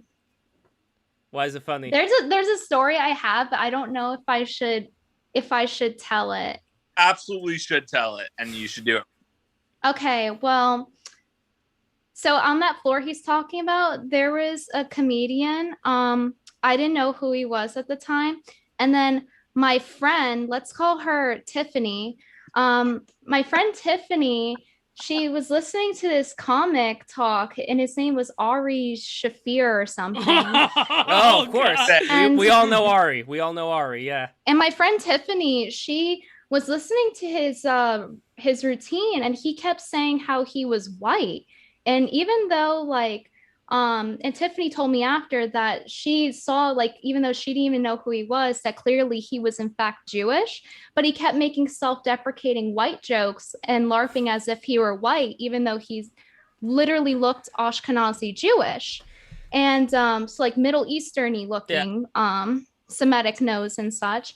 And he kept like basically crapping on white people. So my friend Tiffany really got fed up and heckled him and yelled, "You're not white, you're Jewish." Oh, bitch. Wait, and Oh, God. Brittany, I don't know if you know that much about Ari, but that's kind of his thing. I think he knew exactly what he was doing. He was going like for the hello, whole... fellow white people. I Yes, think he that was going maybe for that the was the joke. stereotype. But here's the thing. Okay, but here's the thing. My friend Tiffany came with me to New York Comedy Club. And then when we were watching New York Comedy Club, guess who shows up this months after? Ari shows up, and he goes on stage. And this time his set is about him being Jewish and him self-deprecating about being Jewish. How do you explain that? That though. He's got Well, multiple material. Lev is asking. Listen, Tiffany heckling must have did something because he went from shitting on white people Wait, and pretending to be Brittany, white did to you know that he used Jewish to- people. wait, And it wait, was Brittany- funny, by the way. well, The see, Brittany, Lev Jewish has know- access to the Ashkenazi hive Yes, mind, so he's yes. asking the question as we I am speak. mentally So- convening the council right now. But when we're I'm okay, 0.4% Ashkenazi Jew according to my 23andMe. 0.4. there we go. Okay? So And there's a little bit. by the way, Gio, recently I mean, I everyone believe that does 23andMe is Ashkenazi Jew. I This think 23andMe, they probably just put They like put a it in there? percentage of Jewish in there just because they know that like white nationalists are obsessed with it. So they're like, aha, hee, let's like put just everyone has a little bit of Jewish in them I mean, just to piss off the white First- nationalists. By the way, Gio, I mean, you and I both know how many Italians have a lot of relationships and marry with Ashkenazi Jews. Recently, it's happened with Cuomo. Really? Yeah, his I don't remember who, like son or daughter, but anyway, they married. The man is nice- always Italian. nice- The man is usually Italian. The woman is Jewish. That's That's really because weird. that's all you can find in New York is Italians and Jews. What are you gonna like? Yeah. What are you gonna do? Long Island as well. But by the Oh, way, are there a lot of Irish people still? I guess, no, that's true. That's true. Yeah. okay, so Ari used to do this skit called "The Amazing Racist." Have you guys seen this? No, tell me about it. Back in the day. Okay, so he was. Yes, let's see, on BTR. Oh, I hope so. So I'm trying to remember. I think he did a Jewish thing as well on The Amazing Racist. I just want to find exactly what it was. I know he did a thing where he was. He like pretended to deport Mexicans, so he got like this truck for the Mexican people to go on it for work. But And then Home he was Depot, driving, Home Hardware, yeah. yes, and then he was driving right by the what was it, ICE or whatever the office The was. immigration off, yeah, the Yeah. immigration office. And they all ran away. But I think he did something. Oh, here. So he did an amazing racist bit where he, let's see, wanted. He asked Jews to sign a petition. So let me see what this petition is, because I'm curious about this. But he is an equal opportunity offender when it comes to going after Jews, going after Muslims, going after Asians. Like, he does pretty much everything. So in that sense, like, I really think that he was just the Klan trolling. outfit one, that was the best, where he would like yes. go to like the black neighborhood and the gas station or like the clothing Oh, cleaners. here we He'd go. be This like, is Mr. Jefferson, clean my clothes. so this is the Oh. petition. The petition was he went into a Jewish market and he was asking customers if they would sign a petition apologizing for killing Jesus. So, I mean, they yeah. should. Oh, There we go. He also did Terrible. another thing, by the way, on Skankfest. I don't know if you remember this, Brittany. I don't know if this was the year when you were there, but his friend Louis J. Gomez, who was one of the three skanks, he made a printout of Louis J. Gomez's face on the shirt, and he put the word pedophile right underneath it, and he was Oh, wearing God, you that couldn't and do that selling nowadays. it. Well, I think people do that at Skankfest all the time. Like, I think Skankfest is kind of like this safe space of comedy. Like, I don't know, Brittany, is that the kind of vibe that you felt when you were there? Yeah, I would say moreover, like it was a little more edgy than normal and it like covered more topics than like let's say if you go to a comedy club, what they'll cover. They'll just back then, like a year or so ago, they would just talk about either dating, women like fucking guys, and Trump and things like that. It wasn't that bad on the Trump stuff as I thought it would have been, but that was just like the kind of like general theme. And in regards to what you're saying about Ari, I don't know what Tiffany thinks, but I can see for myself that he, you know, because he's a comedian, he's going to joke about a lot of things. But I have to say, even though I understand you guys are more biased because you like him and things like that, I mean, I don't know how Tiffany feels about him, but I personally don't have a problem with him in general because, like, I don't even like really consume a lot of his content personally. But in my opinion, I'm sure Tiffany would agree. I think it's really deceptive to like go on stage and be like, yeah, haha, I'm white people suck, telling 10 different jokes in a row about why white people suck. And I think the fact that he white looks people like suck. yeah, but the fact that he looks like And he claimed he was white. no, but he looks like a Jewish caricature. Let's be yeah, fair. but then So when he's going no, on I stage, agree with people Brittany kind of, here. I think that is kind of like well, let's leave this topic It before would YouTube be like if bans I us went for some around reason. shit talking white people when I'm clearly Italian American. Exactly. We are not white. Exactly. But and I just thought it was funny when I was with Tiffany that His second set was about being Jewish and self-deprecating about that. And I thought that set was funnier. I'll have to ask her what she thinks, but it was funny. It was funny how it changed after. I'm more of a fan of things like Tim and Eric. I don't know. How do you feel about Tim and Eric? Do you like Tim and Eric or not so much? You're not a big fan of the disgusting humor? I think they're kind of like a less funny version of Sam Hyde. Like, No, see, I disagree. Really I think, and I know this is going to be absolutely sacrilegious with our fuck audience. Tim and Eric. I think I think Sam Hyde. Minecraft Tim, he's a fucking F slur that I can't say on YouTube. I think that's Tim and Eric is. How do you really feel? No, I think Tim and Eric is a funnier version of Sam Hyde. I honestly think that Sam Hyde. I know. What a sacrilege! What a sacrilege! I can't believe this. I know. What have I done? I'm serious about this because I think. Or doxed yourself. I think that a lot of Zoomers are too. What was it? I'm trying to remember the word here. Is it high type preference? Yes. I think a lot of Zoomers I think his comedy is more high type preference comedy versus Tim and Eric. That's my particular belief. Do you think that Tim and Eric has any depth to it? Because I've seen some of their content, but not as much as I have of Sam Hyde. It has so much depth to it. Tim and Eric has a depth. Once you stab a knife through their fucking heart, where he was already stabbed. Somebody already stabbed Tim Heidecker in the back. They didn't stab him hard enough. God. Oh, I'm in gonna Minecraft, James, in Minecraft. I'm gonna say I went a long time where the Sam, especially like when was this, like 2015, when the Sam Hyde TED Talk was like making the rounds. Yeah. And I literally never watched it because not because I didn't want to, I just never got around to it. And then everybody was talking about it so much. I was like, well, I'm just gonna pretend like I know what they're talking about, right? Yes, like I saw little clips of it, but I know I ended up finally watching it like 2 or 3 months ago for the very first time. What? And I lost my shit. Oh yeah, it's so funny. So funny. Wait, Jess, did you see the Halloween costume I did a few years ago of doing Sam Hyde from the TED Talk? No. All right, hold on, wait. I'll screenshot it and post it in the chat. Okay. But again, death to Tim Heidecker. Fuck him. Oh, in Roblox. In Roblox. No, yes. But Lev, I think the problem is if you only look at certain skits from MD World Peace, then you could say that. Although a lot of those skits were deeper. But if you look at the back catalog, specifically Ideas Man, College C Words, those type of skits to me have like a lot of profound meaning. But anyways, that's yeah. I think there's a lot of good stuff there. I'm a fan of a lot of their skits. My only thing is the kind of, I guess it's kind of cathartic to a lot of younger people, because when they were seeing something like that on the air, it's like, holy shit, nobody's been able to express this kind of feeling that I've had all this time. But to me, it's almost like some, not all, but some of the things that they say, it's like you could just say it as a sentence and it would be the same thing. Like, I don't see anything beyond anyways, that. Before you terminally destroy yourself, I know, and your credibility, let's no, move no, on. no, see, no, I don't care. I'm going to be ask- very honest and upfront. And by the way, real quick, Brittany, Yeah. I want to tell you about why I like Tim and Eric. Because in the Tim and Eric universe, they sniff things, like they smell things with their mouth. So when they want to smell something, they would just go, and I just How just is think that profound, Lev? How? Get out of here. Anyways, we wanted to ask him. Move out of the way. That's it right there. Honestly, They huff their own shit.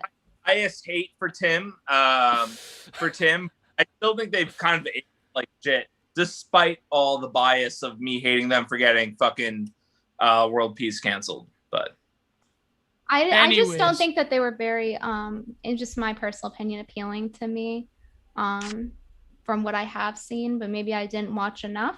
Fair enough. I didn't watch it on TV. Like, I went on YouTube and saw a few clips. By the way, what's high tide humor? Because I Googled it and nothing came up. What does that mean? High tide? Yeah, that's what you said. Oh, high time preference. High time preference. High time preference. Yeah. Yeah, I feel like Tim and Eric, I don't know, like, at least in my opinion, because I watched a couple of Sam Hyde's things before the TED Talk. Like, I hadn't even seen the TED Talk, but I saw some like $1 Million Extreme stuff and like some other stuff. And I don't know, Tim and Eric is just like more bizarre than like the Sam Heights. I mean, I'm not like an expert. I haven't watched like, a lot of yeah. Tim and Eric. Eric- It's like so out of it that So, it's like, like I just don't. Oh, I let's can't- Yeah, that's how I feel. You know what That's I mean? I'm exactly just how like I I feel. can't even like try to watch this. You know? Yeah, Like, exactly. $1 Million Extreme, like funny, whereas Tim and Eric is like, hey, It's more absurdist. It's something weird. Laugh because this is weird. No, not no, no, because- James, you're completely wrong. I completely disagree. That's just the shallow end of the pool. And this is the right comment over here. We have a comment that says about the bell curve, where he was talking about how Lev, I it's am a on kiddie the... pool through and through. yeah, Hate to No, say it. no, This you're is turning completely into wrong. I'm high IQ because I watch Rick and Morty. Exactly. Let's move No, on. no, fuck Rick and Please. Morty. Fuck Rick and Lev, Morty. I'm I like serious. Tim and Move Eric. on right now. Let's talk about depth than women Tim and posting Eric. owls now. That's yeah. That's how I've bad spoken. Tim and Eric is. That there's more depth than Rick and Morty. Oh No, my fuck god. you, I Let's still not like talk Tim about and Rick Eric. and Morty, please, please. No, Let's- I don't like please, Rick and Morty, and I like Please, Tim and God, Eric. move on. Let's move on, please. Lev, Okay, stop. let's move on. Everybody subscribe. Oh, you should make Patreon. me the host so I could have the mute button, Lev. Right now. Never. I have control of the mute button. Motherfucker. Mm, Oh man! Okay. See, this is what I mean by high type reference. The demon ends up coming out of James Healy the moment that I mentioned that guy's name. I think it was Yeah, the I three drinks want that did it. But Minecraft Yeah, was he Eric, drinking I fucking Corona? hate Corona, Bud Light, Yeah. Rattler, yeah. you. Oh, Ruined my the manager would love him. show of all time on network television. So yeah, I am a little annoyed at them. So Fair enough. Last thing I wanted to say about Tim and Eric. There was a restaurant. no. Stop it! I'm just Stop kidding. it! Stop I'm just kidding. I'm just kidding. I'm just kidding. Oh no! Back We'll be Jersey. derailed. Literally, like I've seen Lev go for 20 minutes explaining the Tim and Eric skit. I've seen this. It's you do that. That was so gross. right now. Brittany, This I don't know how you could do that. How I could do Terrible. what? Oh, yeah, the burping thing. Oh, I think you misunderstood. That was definitely Gio. What? Fuck. No, it way to wasn't. Oh my throw God. him under the bus, Brittany. Oh, by the way, I forgot to mention, because we shouted out Julia. I have to give a huge shout out also to my good best friend, Matthew the Stout, who made fan art of yours that you actually have as a t-shirt and other things. So he did a portrait of yours, the purple mauve one. So that was him. He's the one with the little rodent profile picture on Twitter. Yes. Yeah, the Stout.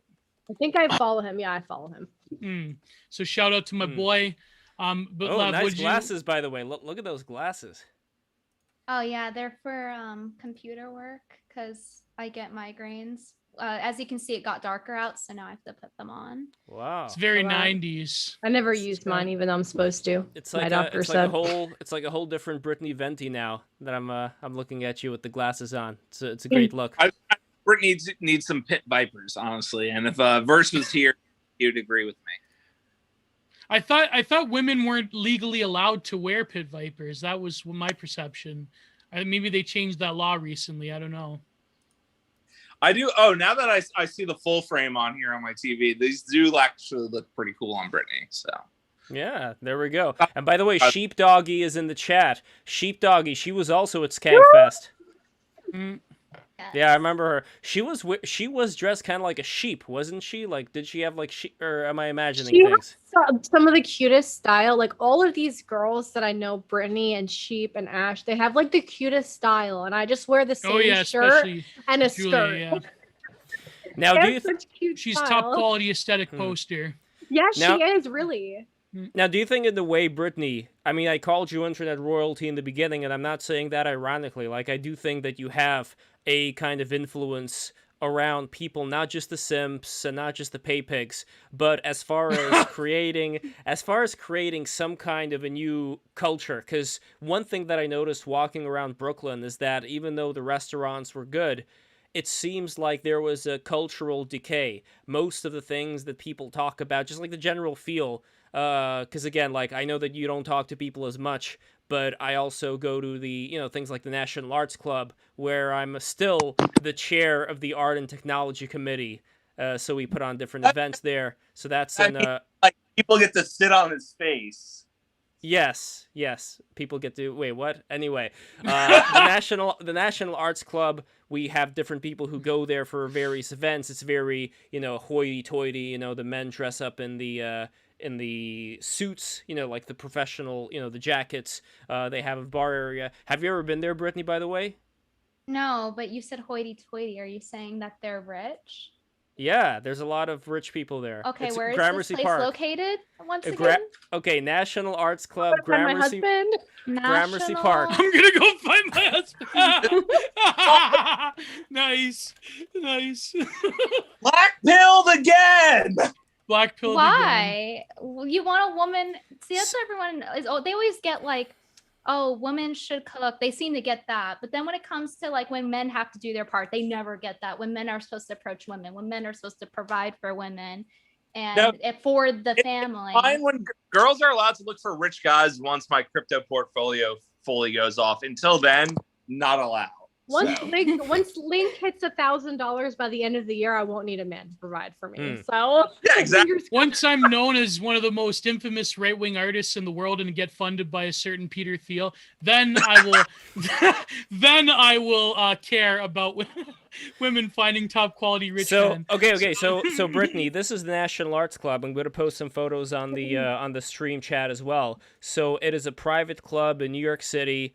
It's got a lot of nice looking rooms in here, and it is located in Gramercy Park, which is the only private park in the entire city. So even if people are going to be stabbing each other left and right in Manhattan, yeah, like hop over the fence. Okay. Listen. That looks like the Sims 4 golf house. That's what that looks like. Listen, Jessix. In fucking fag college, school visual arts, and we always hop the fence at fucking Gramercy Park. It's not that private. Don't act like it's that cool. Literally looks like the goth house in every Sims game I've ever played. Well, James, at least James, you guys were young and spry. At least it's gonna keep out the crazy people. Okay, it's gonna keep out the people who aren't that good at jumping. No. People are the ones that are gonna get in, Lev. Come on. Well, you're probably right. Look, I'm gonna bring your knife or whatever. But anyway. So let's talk about women posting their L's now. Now, Brittany, you're a fan of James's art about this here. Literally all night.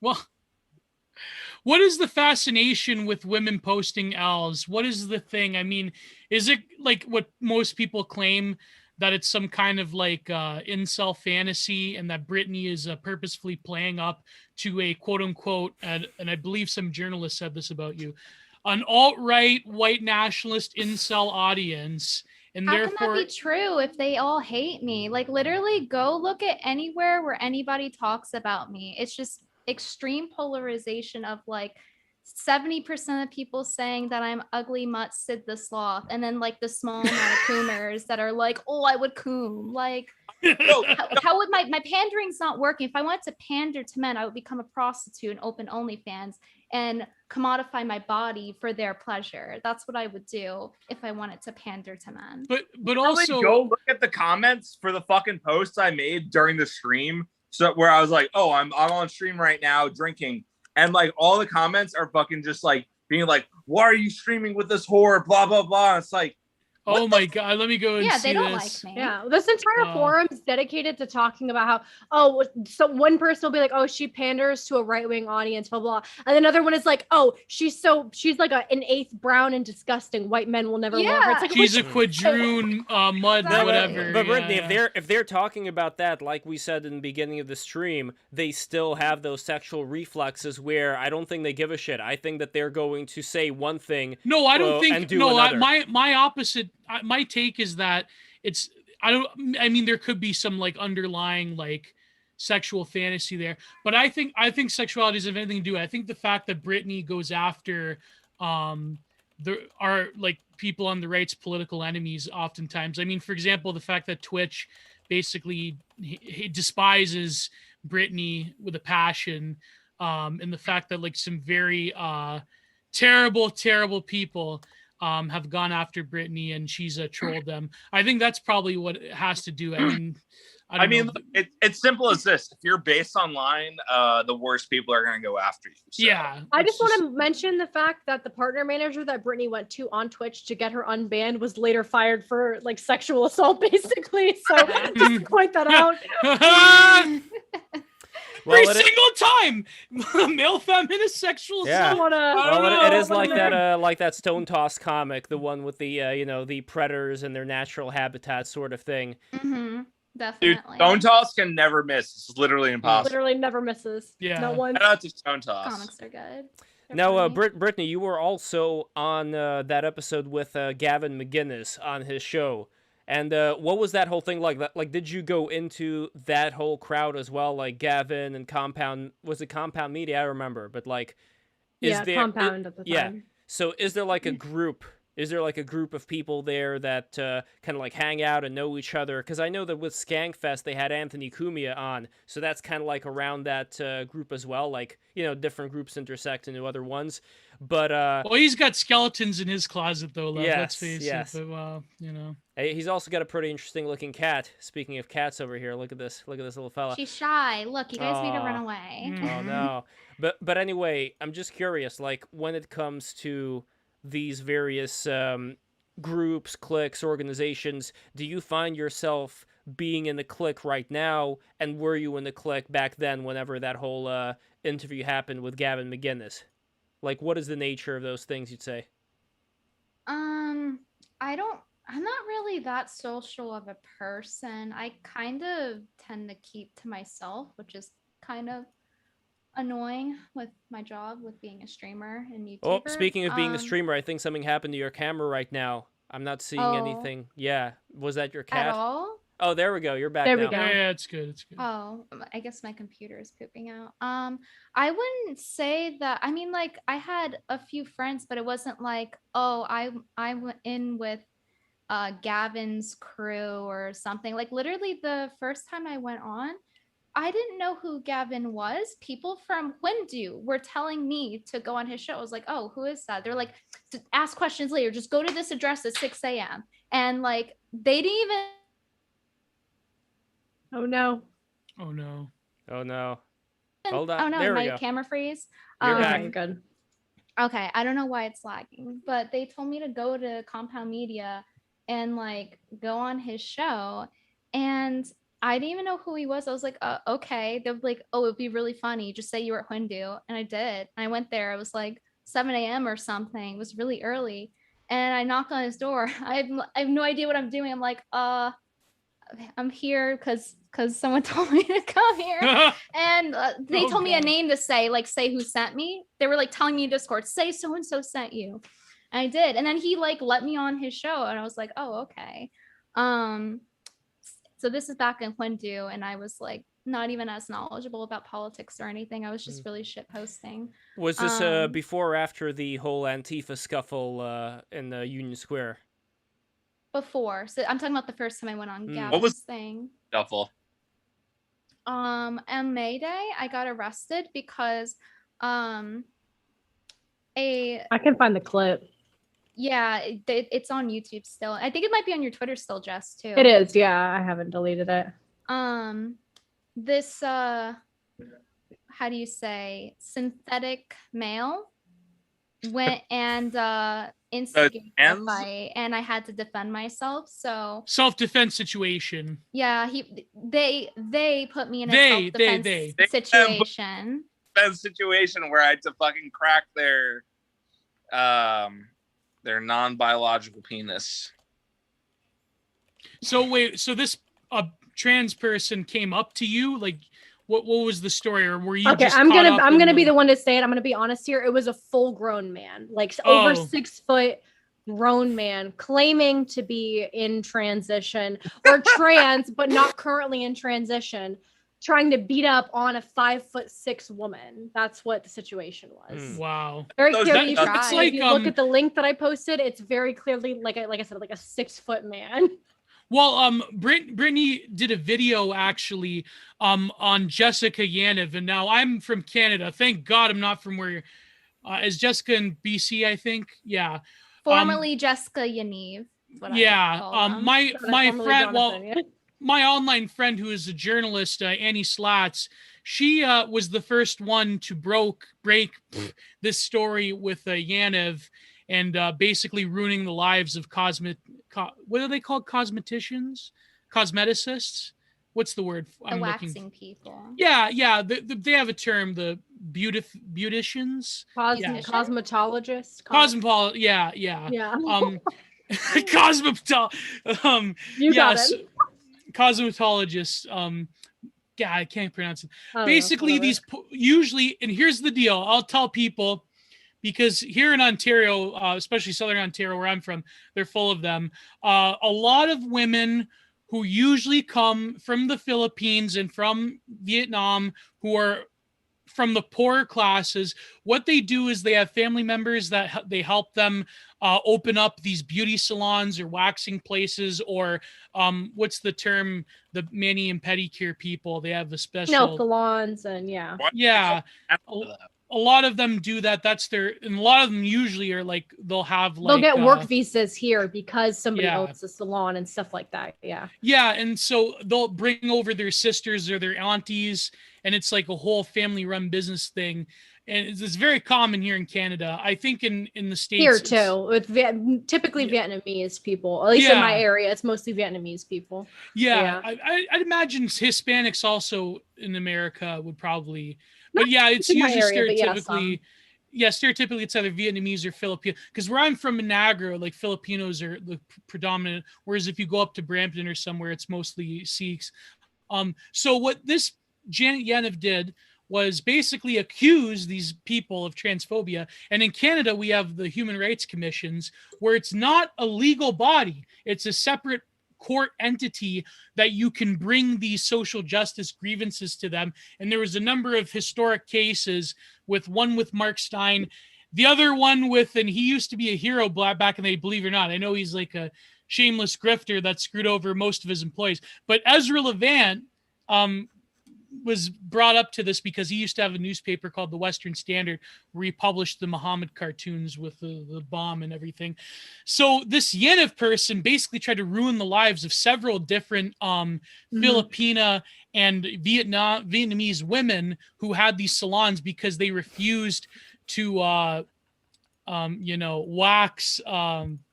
You get the picture. If you look up the photos, you know what I'm talking about. It's terrible. I don't have to look up the photos. I can just You imagine. don't want to look up the photos. It's in your best interest not to. Yeah, don't even look at this person's face. But yeah, that's. But why? So you were in this why did the protest police- in this. Yeah. Go ahead. So I was in the protest and I was just streaming. Like I was just trying to like film some content. I didn't even instigate anything whatsoever. Like I had gotten there, intentions were already high, like my friends were already there. And for somehow, like, I guess because my friends were trolling and they were like, yeah, I'm with and I'm a journalist or whatever.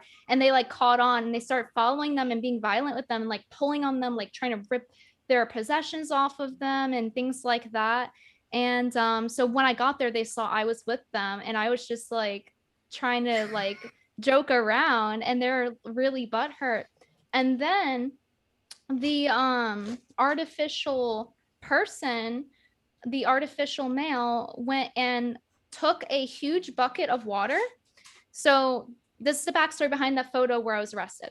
So they took the huge bucket of water, like a big tub, and they dumped it on me. And it's like, you know better than to wet a black girl's hair. Like I just freshly tried to straighten that and you're gonna go put water on it.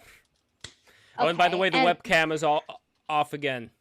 Yeah, not only that though, but there's people that were there with her at the event, and you can see in the video that I linked that there was people that she was there with, and they were being assaulted as well, not just her, but like being pushed around, having their bags. People were trying to take their bags from them, pushing them down like the section of stairs. Did you wow, put it in the chat? Brittany looks kind of cute here getting arrested. I don't know why, but she gave up the okay sign too. Oh my God. First simp of the night. No, it's something about it. Like her hair is all like tangled up. Someone made a groiper of Brittany getting arrested. Yes, with a Wojak cup. Yeah, there's a Pepe of her. Yep. Oh my Yeah, That god. one so- went around for a while. So they poured the bucket of water on me, and then that's basically like it was already people were pulling on people and being physical, and then they poured the bucket of water on me, and then after that, like I defended myself after they were coming at me too, and they like ripped my bracelet off, and they were like chimping out at me. And then what happened was they left like to go get a stick. I didn't know because I by that time I'm like looking over here at the action, and they got a stick. And over at the protest, you're not allowed to have real wood because of this exact reason. So they got Yeah. a stick, so it's hard cardboard basically. It still hurts, and they took it and they hit me on top of my head, and I can't see it coming because it's coming from above, right?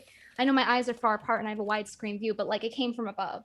So they I'm hit sorry, my head. Brittany, I'm very sorry, but I'm looking at 4chan edits of you as 56% Ameriquan. Oh lordy. And one of them, she's like on the floor saying, "I'm white." And it's like, oh my God.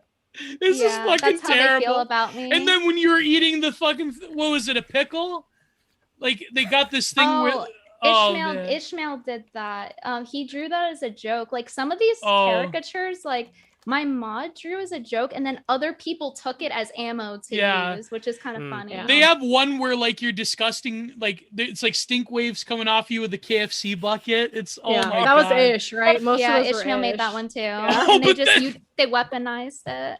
It's like I've for, he seen does it them on for Lit, art on contests and Biz. stuff too. Yeah, he does them for like art contests, stuff like that. And then Yeah. she'll tweet it out like, "Wow, I can't believe somebody drew this of me" or something. And they'll use Your it as friend like, draws they'll it. use it. Yeah, they'll use it as like, "Wow, look, see, this is what people think of her." I'm like, "Oh my, people Oh, that's literally can't take a amazing. joke." Yeah.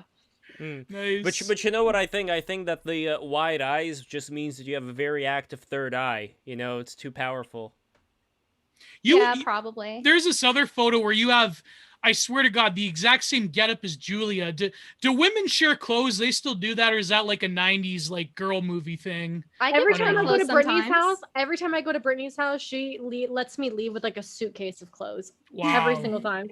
Every time I'm there, she's like, I have my own clothes. I'm like, my style is very plain. Like it's literally just like a shirt and jeans or a shirt and a different skirt. Like I have like 8 different kinds of this shirt in different colors, the same style, and I just wear a different skirt with that. Every time I go to see her, she's like, "Oh, you should wear this. Oh, wear this coat with this. Oh, wear this." She like uses me as like a little dress-up doll, and then she's like, "Yeah, I'm not gonna wear that again. So just take it." Yeah, men are like that. I remember one time when I was a kid, a friend of mine, we were out, he was over for a sleepover, and we were playing in the woods, and like his pants got like totally ruined with mud. It was raining. This sounds And like so- a next story, Gio. No, it's Up, not. James. So like he borrowed a pair of my shorts, and then the next day like he handed them back to me, but it was like a drug deal. Like we like hid in the corner of the playground. Like it's like men do not share clothes at all. Yeah. Like Oh, even look, in the even, most dire of Even circumstances. Sheepdoggy writes over here, Brittany has given me so Yeah. much clothing.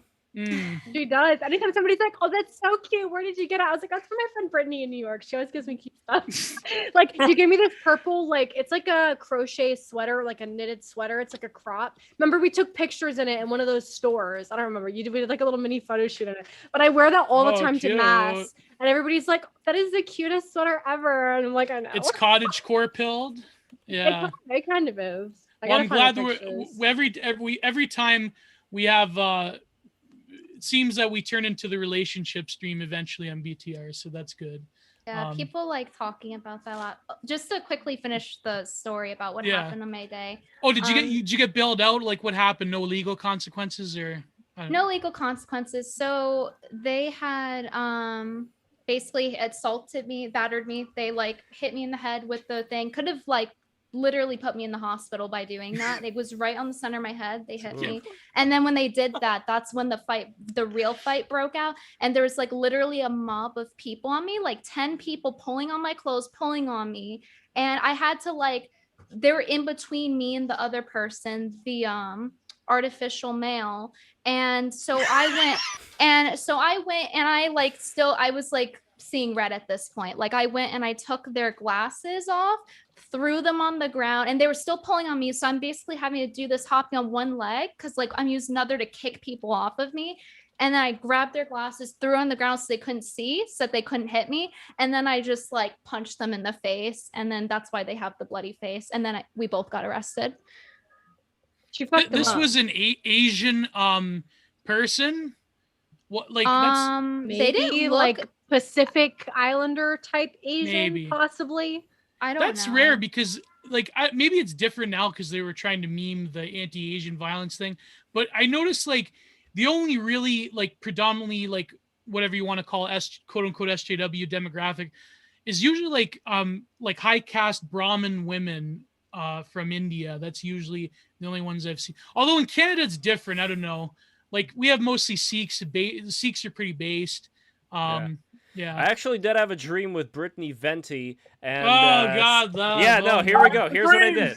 So Brittany, I had hold on, yeah, I have a dream. So I had a dream. So what I do is I have a dream diary. So I write down the dreams that I have. I don't know. Do you ever do that or no? That's so good. It helps you remember them more if you do that. Yeah, You I have start like remembering them every well, time. I have like 200 something pages of dreams. Yeah, from it was The Rock who 2016. assaulted Brittany. It was The Rock. So so I have dreams of various people who I either meet or who I see somewhere. Like I have dreams with Styx Hexenhammer 666. Like I had a dream where I was in the hot tub with him and his girlfriend. But anyway, Oh here It was the 70s. Huh. They It did was- that okay. shit back then. Okay, but here's a dream. Here's a Brittany Uh-huh. Venti dream. So this is November 27th, 2018. So this was kind of right around the time when that happened, right? We've been dreaming about this for a while, bro. God damn. So, okay, here we go. Brittany Venti When you walk made here, hold on. Brittany Venti made a video tribute to Donald Trump using her saliva. What? Yeah. Oh my god. Interesting. You're scaring the hose, bro. You're scaring the hose, Lev, please. You're scaring the hose off the stream, Lev. Oh man. Okay, hold on. Here's another one. So there was a dream. Another one. Another one. Yeah. No, you play kind of a bit. I agree with You play Overdrive. it- Nobody cares Talk- about your cringe Talk about dreams. that. Oh Hold on, no, hold on. that's mean. No, fuck you. Everybody cares. Here we go. So this is Right. from April 12th, I 2019. did it for the Rock, Rikishi. Yes, that was the best storyline. Rikishi fucking ran over Stone Cold, and he did it for the Rock, but he did it for Triple H. But sorry, Lev, go ahead. So You mentioned there- wrestling, as you know, on stream. Yes, I get of totally course. distracted.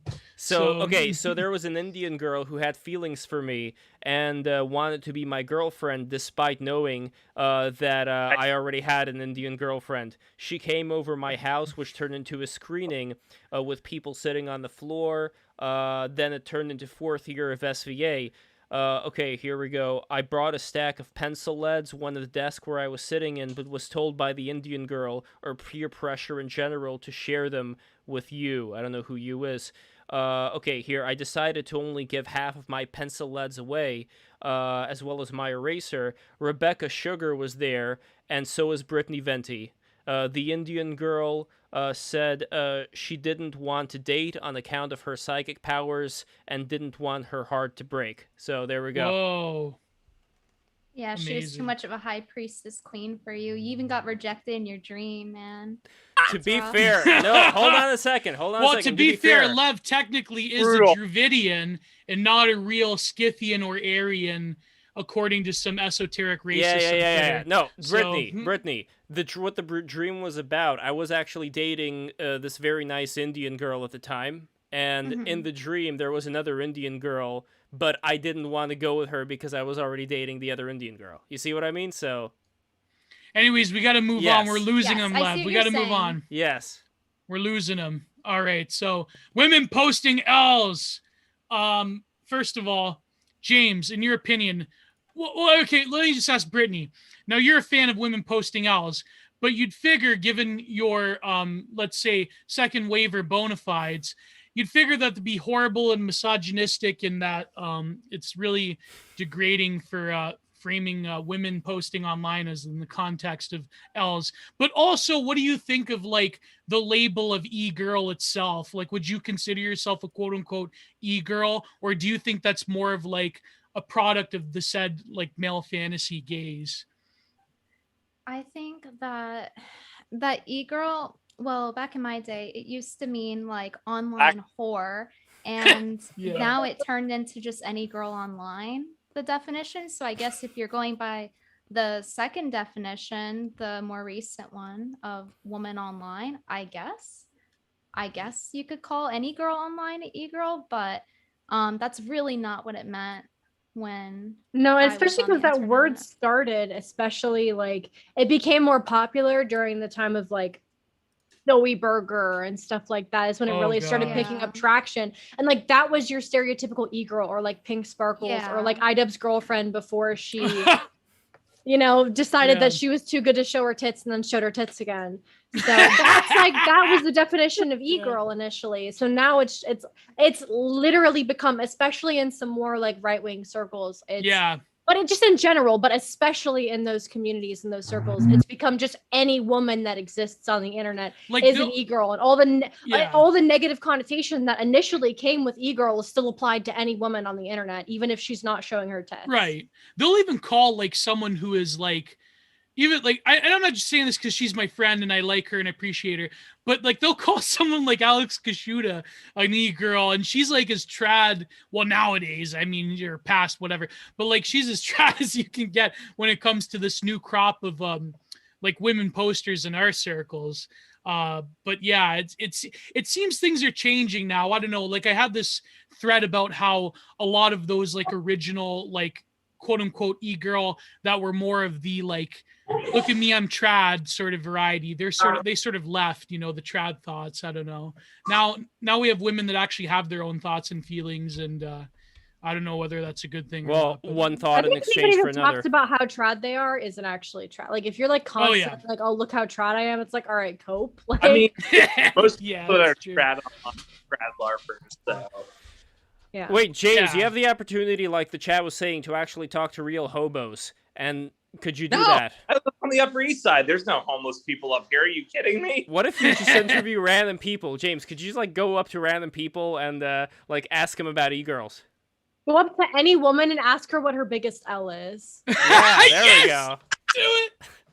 Yeah, they're gonna look at me. They're gonna be like, what the fuck are you talking They're about? gonna take the pepper spray out. That's what they're gonna do. Yeah. That's gonna take the peppers. Well, all right. Maybe after I order my fucking dinner, I'll start going up to randos on the street. Imagine not just going with Uber Eats and actually walking to get food. Can't relate. Uber Eats is Bugman mentality. So There you go.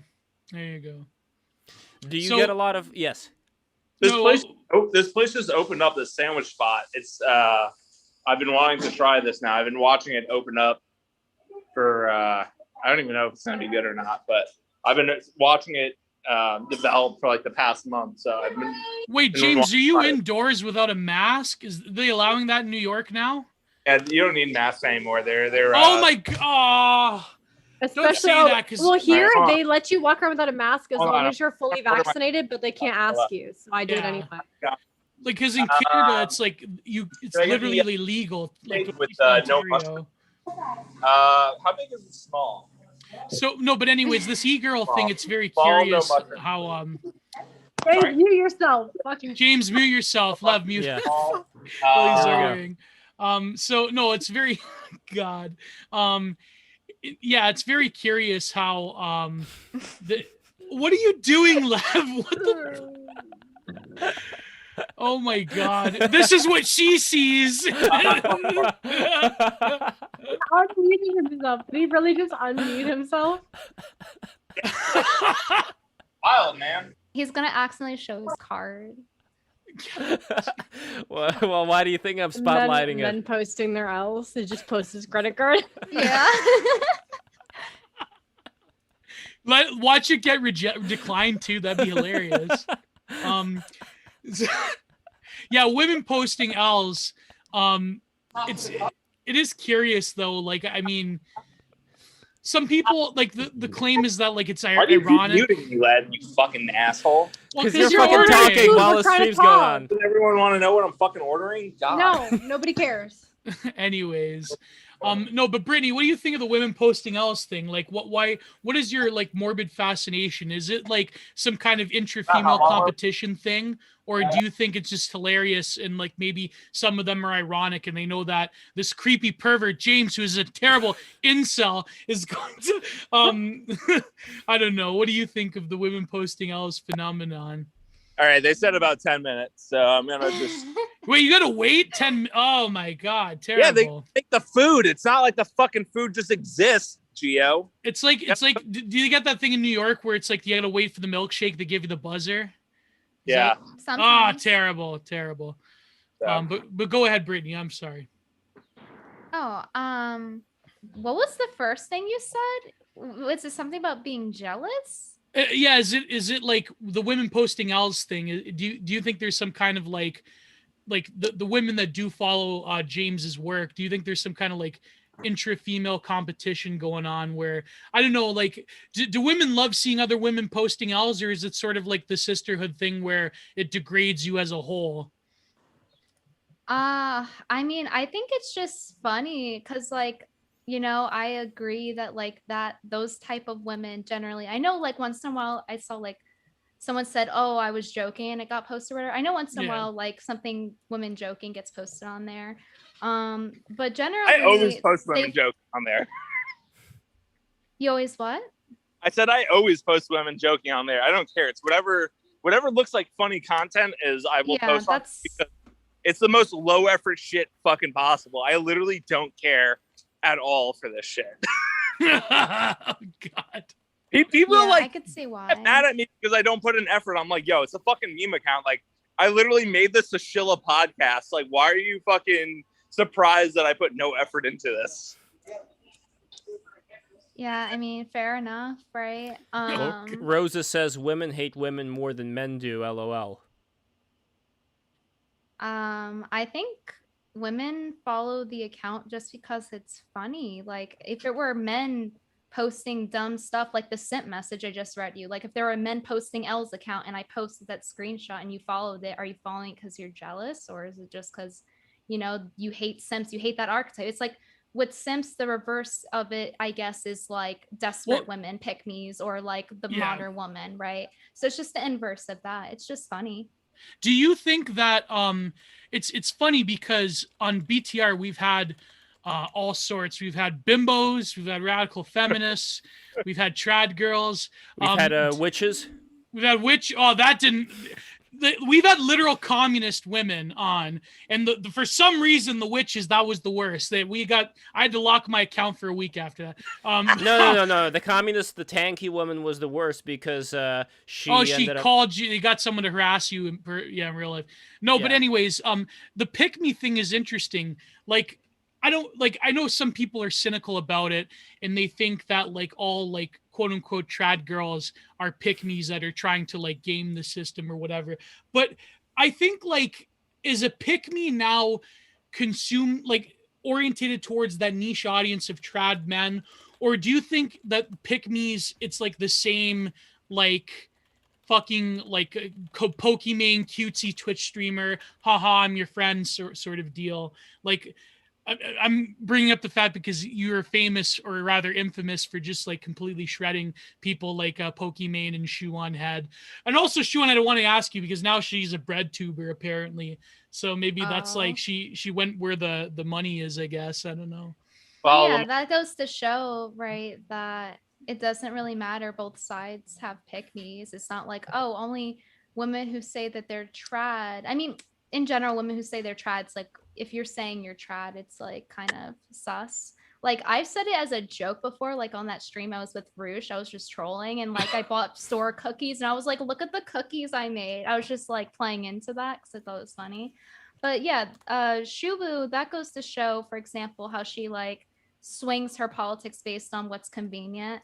That it can be on either side. It's not just, oh, if you want to be a stay-at-home wife, therefore you're a pick-me. No, it's the other aspects of it, of just accepting low value men, defending men when they're low value and crap just for the sake of acceptance. I'll take anything you give me. You could give me a ring pop as an engagement ring and I'll be so happy with it. Unlike those other You girls. can watch pornography all you want. I don't care. Yeah. You can Play follow video me girls on games. Instagram. I don't care. Exactly. So it goes on both sides of like, oh, you know, we need to be nicer to men and just accept them being low value and them being crap. And then it goes on the other side of like, I'm gonna open an OnlyFans and pander to men, and it's on both sides completely. It just has to do with wanting male validation to the point of where you are lowering yourself and not respecting yourself and accepting poor treatment and behavior from men.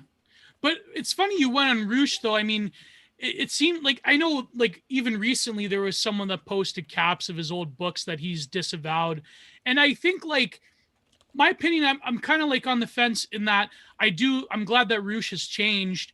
You can't truly know a man's heart, but some of the stuff he did kind of write about, especially in that book Bang, is like, oh, like, but to his credit, he has like totally unlisted those books, and he's disavowed even, like, not just like even the mildest forms of pickup artistry. He's disavowed it. So I could see both sides of it, but then I do kind of would see a woman's point by reading some of those passages and seeing that I don't know, like, one day I hope Roosh comes on the show, obviously that would be great, but what do you think? Like, you were on his show, and I'm guessing he was a gentleman to you and everying. So I wasn't on his show. We were on Blood Sports when that was okay, with Ethan Ralph. Yeah, okay. Yeah. And well, back then, like you said, he was a little different. I'm sure he's grown a lot in terms of like being religious. At first it seemed kind of LARPy, but it seems like now it's like more legit. To be fair. I don't know, it was just another moment of like a man not understanding when I'm joking or being sarcastic. And I just kept going further and further with it. So I thought it was funny. But what I didn't like that he did in the past was he kind of slandered me by saying that I don't pay my taxes for some reason. Like during the not paying your taxes is base. And Burks would agree with me. So look at Blade. I'm not trying taxation is theft, but that's beside Yeah. the point. He's accusing me of not paying my taxes, so that everybody would start attacking me, saying like, "You don't pay your taxes," and I literally got like so much crap for that, and it was based on absolutely nothing other than one person being like, "Oh, Brittany locked her account," and I locked my account 2 days before this whole incident happened. Of like, well, I don't even know what it's called, like thoughts not paying their taxes. It's Thought audit. Yeah. Thought audit. Yeah. Yeah. And I locked my account 2 days prior to that. I was on vacation. And then that happened. Then I just get all these tweets. I'm like, what the hell? It's literally just one guy telling Roosh, like, oh, she locked her account, therefore she's one of the thoughts that didn't pay her taxes. Like, I have to fill out forms when I'm on YouTube, like all these different platforms. How am I gonna not pay my taxes? So it doesn't even make sense. So it was just a straight up lie. And now years later, like some months ago, I think it was probably like 8 months ago or something like that, he messaged me on Twitter and he was like, I'm trying to right all my wrongs and I'm just letting you know I'm sorry. And I was like, okay, well, if you're that's sorry, good. Yeah, but I said, okay, well, if you're sorry, could you tweet or at least publicly say and clarify that I did in fact pay my tax? And he was like, I'll think about it. He didn't. So what's that then? Like how? Wait, so how this are you is gonna... after his conversion? Yes. All He's right, trying to right his wrongs, and messaged me about it. I'm Was like, that okay, shortly after though, or recent? More recent, like okay, few months ago. Maybe I don't follow year. him. I'm not familiar with his conversion. I know he was like a creepy pickup artist, but I didn't know until very recently, until that tweet. I saw that tweet making the rounds too with the pieces of his book. I was like, oh, I didn't know anything about him really. I think someone though, and I think he would admit this himself, someone who has gone through like some of the worst like excesses of pickup artistry, I think like even he would admit that inevitably that's still going to mark your soul in terms of like your actions. So at least like I think the fact that like he was willing to like unlist his books and like not like financially like make bank on it, I think that is a sign of his sincerity. But again, like I say, you can never know. like James, he's sincere that he hates women. So I don't know. I'm kidding. James doesn't hate women. He only pretends to. I find myself dealing with that right now with like Milo Yiannopoulos, for example. It's so hard to tell if he's genuine in what he's doing. It's like I'm not gonna comment over what I think about his conversion and I'm ex-gay and things like that. I'm not gonna say how I feel about it, but it's like I'm struggling to know how genuine it is. There's other rumors about him, but let's not get into it. It's just like one of those things. Like it's so hard to say. You don't want to say that somebody's being fake, right? Because if somebody is having a genuine conversion, that's like so good for them in general. Like if they're turning away from something that they feel is bad and trying to improve themselves, like with Kanye West, for example, or so everybody's like, oh, it's just for attention, it's just fake. And you want to hope that it's good and that they're genuine, but it's so hard to tell if somebody can't call them out because and that's why they do it too, though. Like the people who do fake it, because they know that you can't call them out. It's hard to call them out. Yeah. Well, I'm curious if Milo, if you get him a picture of him in a dark room without the lights on. Never mind. I'm not going to make illusions. I'm going to make illusions to some kind of if there's some kind of luminescence going on. Is he still being paid by those brothers, the Mercer brothers, or no? He got his book deal and everything shredded. Yeah. So I don't know if there's some kind of luminescent thing. Anyways, let's move on. There was one question in the chat. Wait, I'm trying this sandwich. It had on the sign outside, greatest sandwich in America, which I highly doubt, which is a skeptical sign right there. So, all right, everybody shut up and watch him eat this. Yeah. It's going to be a mukbang stream. More like a cumbang. Oh God. Anyways, there was a good question. I don't know if it was cynical or not, but this is by, very good. Not Tosha though. Encyclopedia, server. The encrypted server. Venti, do you have an identity? Not asking you to define yourself, but what are some adjectives? So, I guess in general, how do you see yourself? Like, what would you call yourself? I know that's kind of like nowadays, like people are so caught up in labels with like, I'm this, like, I'm a democratic mutualist or whatever, but how would you define yourself? Like, where do you see yourself in life? I know that's kind of a stupid question now that I'm saying it, but Yeah, that's always a struggle with like describing yourself, and you have to be careful with it too, because like people who self-describe in a certain way end up going off the deep end, turning into lolcows and turning uwu. Like, oh, my skin is so clear. Like the humble bragging and things like that. Must be nice. I don't know. Maybe it'd be better if Jessica described me, because she knows me. But Jessica, you have pretty good skin. What are you talking about? Annoying. No, I'm just kidding. Eyes too far apart. 2 out of 10 wouldn't bang. Yeah, the eyes. It's like the Jackie Onassis thing. That's like the immediate. It's like people they like. Oh, she looks like an alien. She looks like an anteater. I don't know. No, but you do see more of the world. You do see more of the world around you, right? But I am curious. You have the widescreen view. Yeah, kind of like the deer, like the deer in the forest. They don't. It's because her third eye is so big that the eyes have to. Exactly. I'm going with that one. That's pretty. Well, good. It's ethereal at best and sloth at worst, I guess. Sloth. That was the animal. Sloth. Hammerhead. No, it was so funny though. It was Hammerhead so funny because for her like Instagram and Twitter and stuff, she used to always use like the Snapchat filters for like the Venti character when she was still more in character and trolling. And she would always use the flower crown on her Snapchat filters. So then when the new Ice Age movie came out at the time, we were in Orlando and we were visiting a mutual friend of ours in Orlando. And we ended up walking into some like froyo shop or whatever. And I guess there was, like I said, that new Ice Age movie coming out. And let me see. There was a female sloth that looked like it had the flower crown of it. And I took a video and I was like, hey guys, it's like a female equivalent to like Sid the Sloth. I thought that was the funniest thing. Yeah, it was like memetics. So we have 2 questions. One is by our great friend Charles Kahn, but I'll save that one. The other one is by Nitro Nick. Venti wants to be a mother one day. Think about it. Do you think of having kids, Brittany? Is that would you like to have kids one day? Yeah, I would. I grew up with my mom always instilling in me, like, Hmm. Brittany, you need to build your own empire, have as many kids as possible. And she always told me how important that was. So I think that it's good to do it, even though there are cons to it in the sense of, like, you're getting a bunch of stretch marks, ruining your body. So you have to make sure it's somebody you really, really love to do that for, and like busting your hoo-ha open and committing to 18 years of raising another human being and things like that. But ideally, I'd like to have a lot of children, like at least I would say 6 would be like a good amount. Oh, Like wow. 4 at minimal, but like 6 would be How are you Wow. going to make sure that the cats are going to be all right with them? Like, are your cats aggressive? No, the or cats would will they- help raise the children.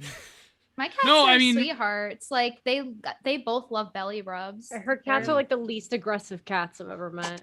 yeah. Wow. I'm more concerned about my I- cats than hers. Well, I that mi- says something yeah. about the owner, right? Like the mood of the cat, that says something about the owner right there. I miss so- my cat Boots. We had a few months Oh. ago. No, well, that was my first cat Boots. My cat Patches, we had to put her down a few months ago. Aw. She was older. We had her for like 15 years. She was a calico, pure calico, and she had liver problems and she was like wasting away. So we didn't want to prolong her suffering. It's terrible. But anyways, the other question. Well, also, I don't know if this is insensitive, Brittany, but what are you exactly racially? I know, have you talked about this? Yeah, I've taken a 23andMe and an ancestry test, and they were both the same. So I am West African, Ukrainian, German, Polish, and the biggest out of those are the Ukrainian, and then the Black, and then German and Polish is the least. Oh, interesting. That's based on what my grandparents and my parents told me, but it also matches up on the test. Like, a few things will say, like, for example, there's a category called, like, what is it? English and French. It's like the same category, for example. So yeah, the results added up. My mom was the West African one. But most African Americans have white admixture. So that's Yeah. why I have like less in the results, and it's not 50-50. If you can talk about it, how did your mom and dad meet? I don't know. They were divorced since I could remember. They were never together. Like they got married and then divorced. Like my dad like never slept in my house. I have no idea how they met. But as far as your mom goes, like, what kind of figure was she like growing up? Did you look up to her, or do you have any sisters or brothers? No, I don't have siblings. My dad passed when I was 15. My mom passed when I was 16. So she only got to raise me until I was 16. Oh, wow. She died Sorry. of breast cancer. My dad died of sleep Sorry. apnea. It's okay. But my mom and I were kind of like best friends, and she was like the one who really was like around me. Like I was by her side 24/7, unless she left me at my grandma's house with my cousin that I grew up with. He's like a brother to me, I guess. He's like 4 years older than me. And she really like instilled a lot of like what to look for in men, like make sure you are not treated poorly, which like obviously like that didn't go according to plan with some of my exes, but that's because she wasn't around. But she really tried to instill things like that into me, and to have a family and things like that, I guess, was what she focused on as a parent, and protecting me. She was like super overprotective, because my mom, she was like, how Black people are base, like that flavor of being base. That's how my mom was. Yeah, So she was aware of certain things. So like she knew that there was a problem with single parents, like single moms, having their kids get touched unconsensually, because what happens is the mom brings the boyfriend around, Yeah, and then the that's most boyfriend abuse touches happens. them. Yeah, so my mom was very aware of that. She never brought home men around me. She got remarried when I was like 10, but that only lasted like 10 months, and he passed. So she was very protective of me, but like to the point of like I was a little bit isolated when I had moved to Connecticut, and I was just like in the woods with animals for some years, and like because you had to drive 20 minutes to go anywhere. It's not like New York, you get on a train, you can run off somewhere. So she was super overprotective and like she would beat your ass for me type of thing, like ride or die. She was like my best friend. She was a Libra and I'm an Aquarius, so air elements together, I guess. And somebody was asking in the chat if you had later on any surrogates, like any surrogate parents, like somebody who you would consider to be like a parent after your mom passed, who would kind of be there for you. So when I turned 16, that's when my mom passed. It was a month after my birthday. So at that point I was dating my first boyfriend. And his mother took me in because there was no one else to take me in, because in Connecticut, I didn't have any family. All my family was from New York, and then some of them moved to New Jersey, and I wasn't close with them or anything. So none of them really like were taking me in. I was pretty much like, well, so I guess she was charitable enough to do that and become my legal guardian, but she wasn't really like telling me what to do or like acting parental in that way. Like she just let me do what I want. And I was well behaved. I wasn't like going out and partying or doing drugs or something like that. So it's not like she had something to worry about. But the environment that you were around, you mentioned Connecticut, more of a forest area.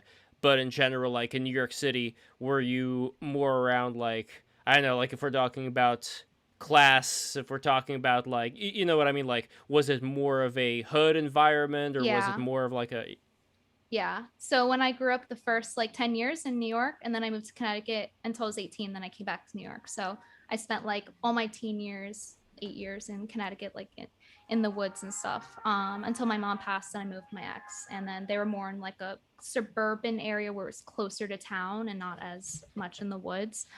But when I lived with my mom, when she was raising me, when I was young in New York, we were from Church Ave, and it's like this ghetto part. Foster Avenue. That's where I used to live too. Yeah. That's where my grandma got robbed. Yeah. That's funny. The story you told earlier. Yeah. So I just basically always lived around Prospect Park. My grandma, my mom's mom, my maternal grandma lived over here. And then like we lived over here, and here's the park. So like it's just a back and forth between these two, and that's all I really did as a kid. My mom never let me walk on my own, like outside, because it's dangerous in New York. It was ghetto. Yeah. So I never navigated by myself, and I just like my mom escorts me from point A to point B. So I didn't really get to do much. I was kind of like isolated. And wait, poor. so when you say Church Avenue, was it around Prospect Lefferts Gardens or Little Caribbean or East Flatbush or Flatbush? So it's on like the bottom left side of Prospect Park, I guess. So I'm trying to think what stop comes before it. So it's like two. So there's stops. There's Utica Avenue, then Foster Avenue, Avenue D, somewhere like Flatlands. Because then when you go, it was like 2 stops from Flatbush on the train. Okay. Like I said, I didn't travel by myself. My mom took me everywhere and never really let me out of her sight. No, that was very smart. That was very smart of her. I mean, especially like back then. I mean, you are. I don't know how old you are. I don't even know if that's the right thing to ask. Like, I don't know. Actually, no. Why not? Actually, is that it's information not polite out? It's not polite. No, it isn't polite. But you're a Zoomer, I take it. You are Gen Z. Yes. Oh, okay. So you didn't really live around the bad old days of New York City, like during Dinkins' time. But even so, like... Not like 30-year-old boomer Lev over here. Yes. Well, 32, believe it or not. Yeah, with this young-looking face. Very strange, right? I must keep a painting of Dorian Gray you do somewhere. look a lot younger than 32, not just trying to like kiss ass here. I wouldn't guess that you're 32. I know, yeah. I have very soft features. I understand. Thank you. Oh, do you think anyway, I am? I was surprised the first time that Lev told me his age, so I thought he was like literally my age. Everyone thought Everyone thought I was older than what I was back in the day. Went to the same school, so I would just keep him there. But like, still, he doesn't look like he's fucking 35. No, I look younger than James. Terrible. Like, it's because I don't drink and I don't do drugs. That's why I look younger than James. Don't do drugs, kids. I don't. Relax, Lev. if I shave my fucking beard, I'll look younger than you. Fuck Yeah, off. he'll look like a little boy if he shaves his beard. It's true. I don't know. Well, anyway, if you go before I go back home, do you want me to actually question people on the street shit? Yes, I do, and so does Brittany, right, Brittany? For them to guess his age? No. What else have they posted as women? People shit on the street if it's worthy of asking them. Yeah. So. Oh god, we're gonna get James arrested today, aren't we? Or if someone buys me a That'd shot. be good content. Oh, though. this is a good question. I feel bad for asking a joke question because our good friend Mass Bastard Charles Kahn, he asked about sheds, tool sheds, but that was in reference because one time on BTR we brought up Joseph Fritzl, the shed wife. The shed wife, yeah. No, this is a good question. Brittany, do you consider yourself politically educated? If so, what political figures do you look up to? Politically educated. I'm so politically informed, educated. I'm a good citizen. Political figures I look up to. I don't really follow politics much, especially in the past 6 months. Like politics are gay. Yeah, I don't know if I have anyone I look up to. Let me think about it. Anyone that really perfectly aligns with me. I don't know. I like Lauren Southern's content, I guess. Her newer content seems good still. Oh, well, Gio, you're not a big Lauren Southern fan, right? You think she went the wrong... I mentioned the trad thoughts. No. Yeah. Well, I don't know. I mean... she's not, so to clarify, she's not, perfectly aligning with me or something. No. It's just, her content's, generally good and educated, at least in, recent times, her documentary. The most recent one was good. Things like that. I like some of her work. And so, Brittany, you have to go out. You have to buy this book. It's called Revolt Against the Modern World. Oh, of course. By Julius Evola. Go and read that, and it'll set you straight. I'm only partially joking with that. But James, have you found any victims yet on the street there? Any women victims? Someone asked me a question to ask on the street. I'm going back to my apartment to piss. I'll go back out. I gotta fucking piss again. I've been drinking so fucking much. So you can piss outside. Wait until things get worse in New York. Outside and they're not going to arrest you. Yeah, then you can piss on the side again if things get worse. No, they're not going to arrest you for pissing outside now. Hold on. $10 super chat. I'll go take a shot in the nearest bar and I'll ask any question on the street that's not going to get... You got to watch. You hear that? But sometimes you got to watch certain states. I know Florida, if you are caught with public urination, that's technically a sex charge. You can, you're on the registry. Yeah. Yeah, you get bad paperwork, and you're fucked. Well, James isn't gonna pee. He was saying that he's gonna do a super. He's gonna answer. He's going to say whatever the super chat is going to say. $10 super chat, whatever you guys want him to say. And please, no gamer words. We're not gonna read that. Yeah, but he has become our loudspeaker. I won't say anything worse than that to people on the street. Because at least faggot and retard, I can I can pass off as both of those if needed be. Oh God! I can't say the truth. James, I don't know the YouTube algorithm. We got to be a little careful. I can't either, but I guess you can still Hopefully say. His voice is faded. Just don't say the F slur. I mean, I guess you could say retard. We haven't gotten in trouble with that. So, yeah, I mean, I am retarded, so I'm allowed to say that. But if we get some super chats, I will go into the bar, I will get a shot, and then I will go and ask fucking questions. I'll do it to the bar. Well, look, James has already given me plenty of his R-word passes, which is why I can declare things like the dreams that I've had with Brittany Venti in them. And no, I have not had dreams with Jessix yet. But again, Brittany, you are a public... Zoom into your eye when you say yet, you do the zoom in thing. Do that. We can keep it that way. It's fine. I've had a dream about you. Zoom in. I haven't had a dream about you yet. Yes. I've had a terrible week and a half, 2 weeks, and I'm ready to go full mode on stream just to let off some fucking steam. So let's see some fucking super chats. Oh, this is a good one. What type of music describes your mood most accurately this week? So, Brittany, what type of music describes your mood this week? Let me pull up my playlist. Also, to answer your question earlier, I guess the best way, because I was just thinking about there's no YouTubers that really align with me perfectly. I would just categorize myself maybe as an abolitionist in terms of like in regard to prostitution, an abolitionist. It's very similar to Radfem, but the difference is Radfem concerns himself more with like other women's issues, and mine's like the main focus is against prostitution, even though like there are some other women's issues that I think are valid and should be talked about, but aren't, because it's just like, oh, you're feminist, because like the word's been like spoiled, right? Because like, for example, women taking birth control, like the effects of that needs to be talked about. But you know, well, I'm gonna post Your L's. Oh, by the way, we have super chats that I did not read. Are they earlier $10? on. If they're not, No, but right before. Well, here was a Norway 20 Norwegian dollars, which is how many US dollars? But it's 2.40 US dollars. Still great though. Thank you so much for that. And that is from Amped, who said, this was like right before the stream started. He said, "Black girls hit differently," and he is a very big Brittany Venti fan.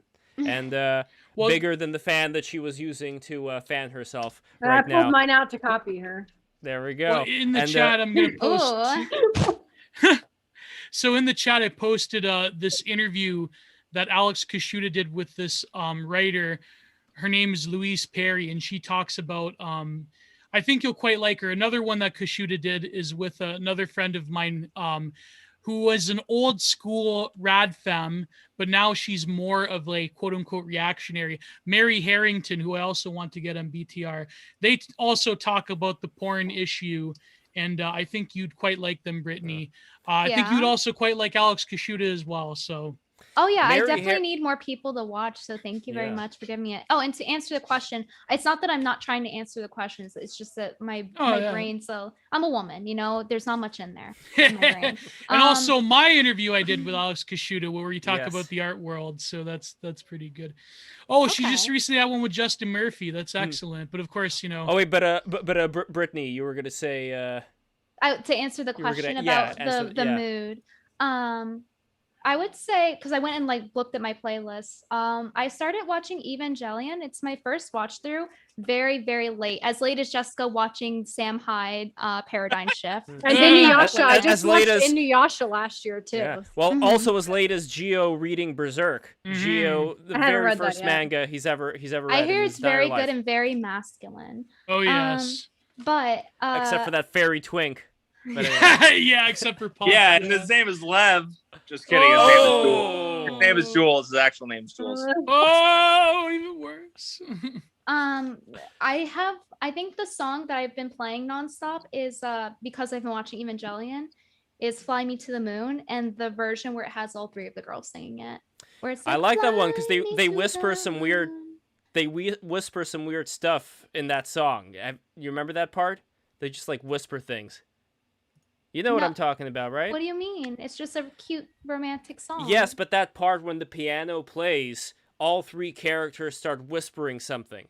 Oh, I didn't notice that. So listen to it again. Yeah, I heard Versus anime back, and I was baby. like, let's go. Let's fucking go! Let's go. And by the way, and this is a great occasion because Cat Girl Milk, our great Cat Girl Milk patron, she's a patron of Break the Rules. She donated $10. So there we go. Let's James, go. do you hear that? You hear that, bitch? $10 coming our way. Okay. Let me just say, Here we Berserk go. isn't very, very masculine. It's actually Wait, it's a love story. Is that towards the shot? Is that? Yes, it says, please ask how many days can you wear pants without washing them. So that is 14. That is for the asking people. 14. Right, wait, 14. 14. Wait, first off, I want one because I'm gonna go buy the shot at a bar. Oh shit, we have one more $10. We have one more $10 Walter one. So here we Deadman. go. If you're going into a bar, ask indirectly about medical advice. Okay, wait. Getting numbers from these people. Make it creative. Hold on, wait, Lev. First off, I want Yes. I want half of these $10 super chats. Okay. I'm buying the Fair shot. enough. Too. Fair enough. I don't even get fucking super chat money. My God. But I'm doing this for the shot. Like I'm not. This isn't even you're right. my wallet. Yes. I'm gonna Venmo you. Okay, I'm gonna Venmo you. Okay. All right. Hold on, I'm peeing, and then I'm gonna go to the bar. Wait, are you peeing right now? It's like the Peeing streamer as we PPP. speak. He does like people's What shot are you press. getting? He does that all the time. He'll piss on It's up stream. to whoever bought the super chat. I'll do whatever shot they want. Yes. Berserk Oh, is a ding dong. Berserk is a romance fantasy. Then I'm gonna stop reading it now. It is a romance. Oh, and also I'm kidding, super I'm chats. Hold kidding. on. There's more super chats that I got before, so I just want to quickly read. Spectral Citizen donated for $2 and says 6 is a good number. Big families are great. You hear that, Brittany? Excellent. Well, And- it's even Spectral. too, so one kid doesn't feel alone all the time. Yeah. All right, wait, And hold up. I want whoever donated the $10 super chats. I want to know what shots they want me to get. Well, okay, Cat Girl Milk and who And donated the second one? also, whatever- Walter Deadman. I'll either- Walter Deadman. Here, I'll ask someone So- at the bar. I'll ask a rando. Ask for medical advice, and Yeah, also right. I'm literally going back out now. So I had pissed. I got a new drink. Huh. I'm actually. By the way, Gojira it's funny says- because at the beginning of the stream we saw James drink. We literally saw his body make piss, and now he's pissing.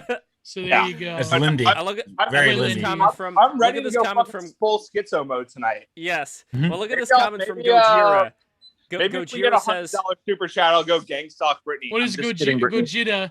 Oh, by the Gojira- way, I thought the new Gojira album. I didn't give it a listen, but I heard good things. Wait, there's a Gojira Alright. super chat. Yeah. James, well, no, it's not a super chat, but he just No. says James legit thinks he's in the movie. Facts. Uh, It's like yo, a movie, I for real. agree, yeah. I'm a writer, Wonder bro. By the what way, movie I want to is. focus. Okay, so while James is doing his thing, I want to focus back on Brittany. Brittany, what are your Brittany. favorite books? What are your favorite books? Let me pull my phone out because most of my books are on there. you I have read a on lot your of phone? physical ones too, but I mostly read on my phone. So I don't really read for fun too often, if that makes sense. I Based. usually read in regard to Yeah. like Yeah. research and things like that. So I don't have any fiction books to like recommend. And then the one I started, that was like the TikTok book with the girl who has like the 7-star freckles or whatever. It turns out that book is like the male protagonist is bi. So I was like, I read this to like go in depth with like a cute romance, and it's just ruined for me. So I was just like the one time I tried to read a fiction book. But anyway, so like for example, I actually have Revolt Against the Modern World in here, by the way. I didn't read all of it though. I will uphill. Okay. Based. So paid for my journey through prostitution. Attached explains attachment theory. Like people who have anxious attachment, for example, should read this book, especially because you learn why you have that attachment and the other with your significant other, what attachment style they need to have to be compatible with you. Because if you're the type of person that's like texting them and you're anxious and it's like, why aren't they giving me attention? That type of thing, like you're clingy or whatever, you should read that book. I need some of that. I feel That's what I like need. I that's need a girl with similar. that. That's similar to like that millennial style of like confessional writing that was popular in 2010s. Have you ever heard of this one book called Trick Mirror by Gia Tolentino? You ever heard of that No. one? That one, if you read that, I mean, I know like she's kind of like a Vice kind of like Vox person, but like it is interesting read because it does give you a good view into like the psyche of like the millennial woman in some ways. All right, hold on. Sorry, not to cut you off, Tio, but I am a block away from the bar. I want to know whoever did the super chats, what they request me to drink at the bar, Yeah. and any questions they want me to fucking ask either randos or the bartender. Cat Girl Milk said just vodka. So Okay. yeah. Cringe. And Yeah, just to read off a thought- couple more really quick. Sorry, This Is Your Brain on Birth Control is another good one to learn about birth control and the effects of it. The Porn Myth by Matt Fradd was a good one that I've referred back to a lot of times for information against pornography. And now I'm reading I Could Do Anything If I Only Knew What It Was. So Interesting. Well, what about that one book, Verse? What was that book by Naomi All right, Wolf? I'm going up into the bar, guys. The Beauty. By the- Hold on. Wait, What was Lev, that one Lev, book? you're gonna. I've probably never read it because it was written by Naomi Woods. So Yeah, Naomi Wolf, the Beauty Wolf. Standard one. I think it was just called The Beauty Industry. That was a good one. I mean, she's pretty based in Red Pill now. Hopefully, she comes on the show. All All right, I'm waiting until Lev gets back. Yeah, where did Love go? What verse I were you mean, listening to? No, I'm just I'm singing the ending theme to Hunter x Hunter for some reason. It's stuck in my head. Oh God. During the Chimerian arc, the that's But so Brittany, another thing I wanted to ask you before it slips my mind. What started on your like war, your crusade, your intifada against the Twitch streamers? What, like, is it just that you saw that they were getting uppity? Like, what happened here? Like, you've collected a number of scalps over the years of the Twitch streamers. I know it was pretty ballsy of you to go after someone like Pokimane, but you know, because of all the people that she has connections to. So what's your motivation for being the I guess you could say chaotic good troller of Twitch? It wasn't really like a crusade against Twitch streamers. I guess it's just that birds of a feather flock together. So like when they align a certain way and I'm just inherently against that, then I go and speak out against it and use it as an example and explain why it's BS and inconsistent and wrong, blah, blah. So I think they just all happen to be aligned and kind of like click together on Twitch. Twitch makes it like that on purpose. They purposely try to make it into like a cult because look at the rules they have. You're not allowed to speak about their staff doing sexual harassment or whatever. Yeah. They literally put that as a rule. You're not allowed off platform talking about other people in a negative way or else it's harassment. They're very controlling and they try to keep you inside that Twitch bubble. They even have their own language, which is like, you know, people instead of typing actual thoughts out or anything that contributes to a conversation, they speak in emotes. They're just like Poggers, PogChant, Omega Monkus. Wall. They're like brain dead. Can't say poggers anymore. That's racist, apparently. Is Poggers racist? Yeah. Poggers, I saw Monkus. that. I like Monkus. Wait, Yo, is it because the Poggers guy supported Trump? Is that the No. reason? Is that why? Yo, Lev, Oh. Yeah. Wait, I'm going into the bar. No, it's because it's double GER. That's why. It's not. How It's mu- not that okay. complicated. Wait, I They can don't- send you the they're not Venmo thinking right that hard now. about How it. much should I send you? How much should I send you? Send me 5 for each shot. I don't know what it's going to be. Shots in New York City tend to be between $5 to $10. I But can't- Are you getting By the shots for way- $5? Wait. Sorry. Let's pause there. So, Where the hell are you hold on. getting shots for $5? All right, I'm going in. I I'll don't send think you he should that dox $10. himself right now. Where I mean, expectations Fair. are. I'm just saying, like in New York City, is that? Here we That's not go. really a thing. Brittany, Let's go. enjoy the show. oh yeah. I just will. noticed we God, I have wish two that of the were me. whitest looking black people on the stream today. So that's I do often get compared to Brittany Venti, actually. well, 4 if you include me and Jessica, because we're of course Italian. So We are people of color. Italians are people Yeah. of color. On stream. I don't give a shit. I don't want to be in stream. I didn't ask to be recorded. Okay. Oh, body. What's up, man? Got his ass. He's getting to where's fake that Alaska outfit shit territory. now? Buddy? Good. All right. The stream told me to do a shot of vodka, so let's do some Tito's. You'll have to see it. Nice. But I get compared to you and Doja Cat, like the male version, which I think is strange. But That's funny. a lot of Doja Cat, more so than Brittany, though. Ask the bartender, James. Thank you, bro. Speaking, That is speaking a of cat, by the full way, shot. What's your name? Yeah. Brian? That's the Right, fullest that's- shot I've ever seen. You're on Break the Rules right now. All right. So a bunch of retards online. So we're having.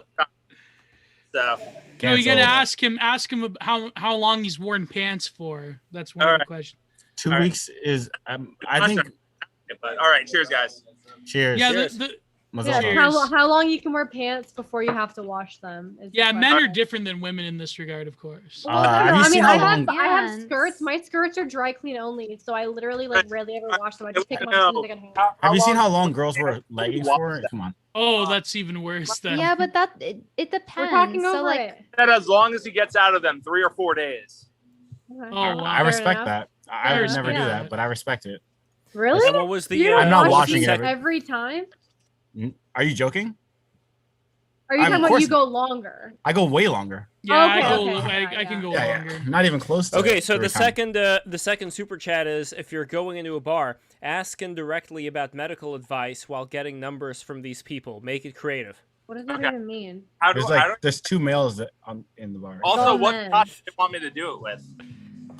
Let's see. That was from Walter Deadman. Let me see if Walter Deadman replied with. Whoa, what was that? Hold on. Here we go. And by the way, all the people who are watching this, subscribe right now to the BTR stream. Brittany, one of the things that you may not know about Break the Rules is, while this is more of a casual stream, what we usually do, like our whole thing on Break the Rules, is we bring on people from, like, you know, Gia, we bring on people from these various big-time think tanks from Washington, D.C., and combine them together with, like, extremely online anonymous people with anime avatars. Like, that's my personal dream, and we're living the dream. I'm doing that. This is what another we do. good thing, now that you remind about bringing people on that wouldn't go together. Brittany, have you ever heard of Ayala Girl? What? Have you ever heard of Ayala? A yellow. Ada. Aya girl. Ayla girl. Is that her A name? is what her name. He's pronouncing it like a Italian. Oh, by the way, Walter Deadman. Walter Deadman said, shot choice. I don't know. Be basic, Jameson. So Jameson. They're making him mix. He's gonna like have the Yeah. worst hangover. He's gonna pass out. Mixing You since gotta drink some water or drink some milk. Brittany. Yeah, By he's the way, real Brittany, different. can you guess the kind of milk that I'm drinking? Breast. 2%. Right. No. That's 1%. He talks about this every fucking stream. What is this, It's raw milk? raw milk from that farm up the road in New York. It's not just raw milk. No, you're wrong. It's not just raw milk. It's raw buffalo milk. Oh my god! I like the consistency. It's very thick. I know Oh, this man. isn't really. It's buffalo. It's much different. I know, Brittany. Are you into raw milk? I've never tried it, but I heard it tastes like ice cream. Oh, it tastes so refreshing, especially the buffalo. It's drinking from the teat of a buffalo. It's very trad. Anyways, Ayala girl. She is the number one. James, were you asking someone? Yeah. I just asked him for the shot of Jameson as requested. All right. Oh God, good luck. She's the number one. I shit you not. She's the number one paid person on OnlyFans. She's the number one person. And we had this reverse debate that we do on BTR. It's called Argue My Position.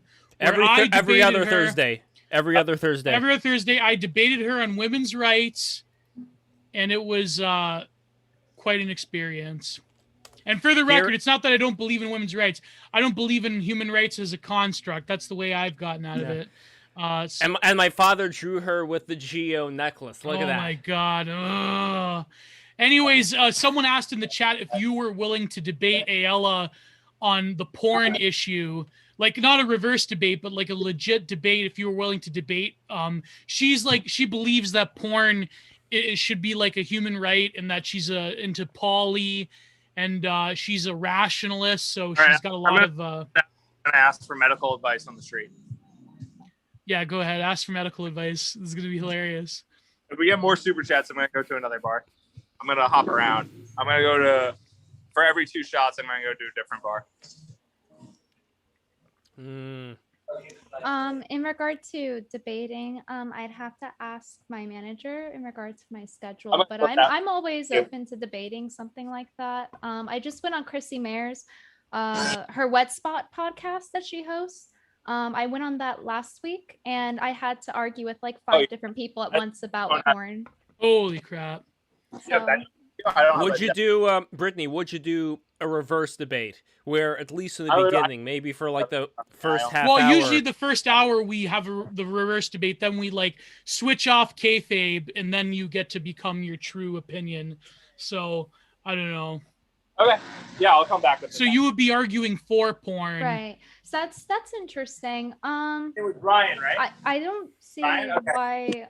I I'll don't be see back. why not, other than like with scheduling. My manager Yeah. handles the scheduling, so I have to see That's him. good. But yeah, By the way, shout out to Brittany's manager. He's a great guy. yeah, Hickson's great. He's like, I could not do what I do without him. He's like, That's a very powerful everything. name, by the way, Hickson. I mean, could Yeah, you like say Hicks and Gracie.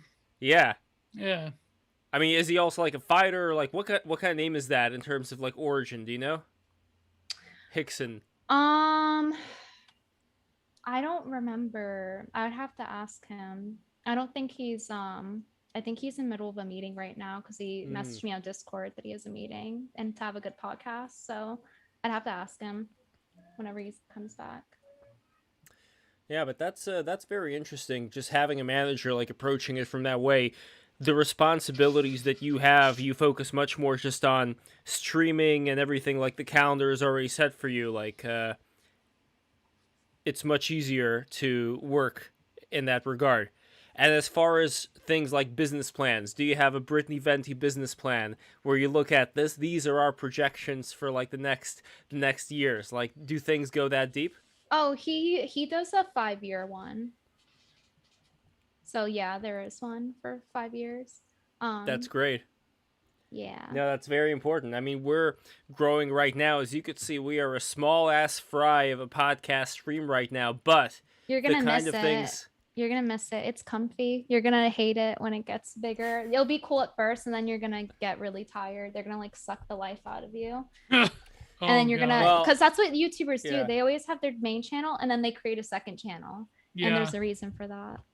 Me and Lev, we both have our individual channels. Yeah, so, the left stream. Oh, and by the way, this Sunday on the left stream, I still got to make the link. Yeah. Before I just released on my YouTube channel, Giant Productions, me and my good friend, I mentioned him before, Matthew the Stout, the one that made Brittany's merch.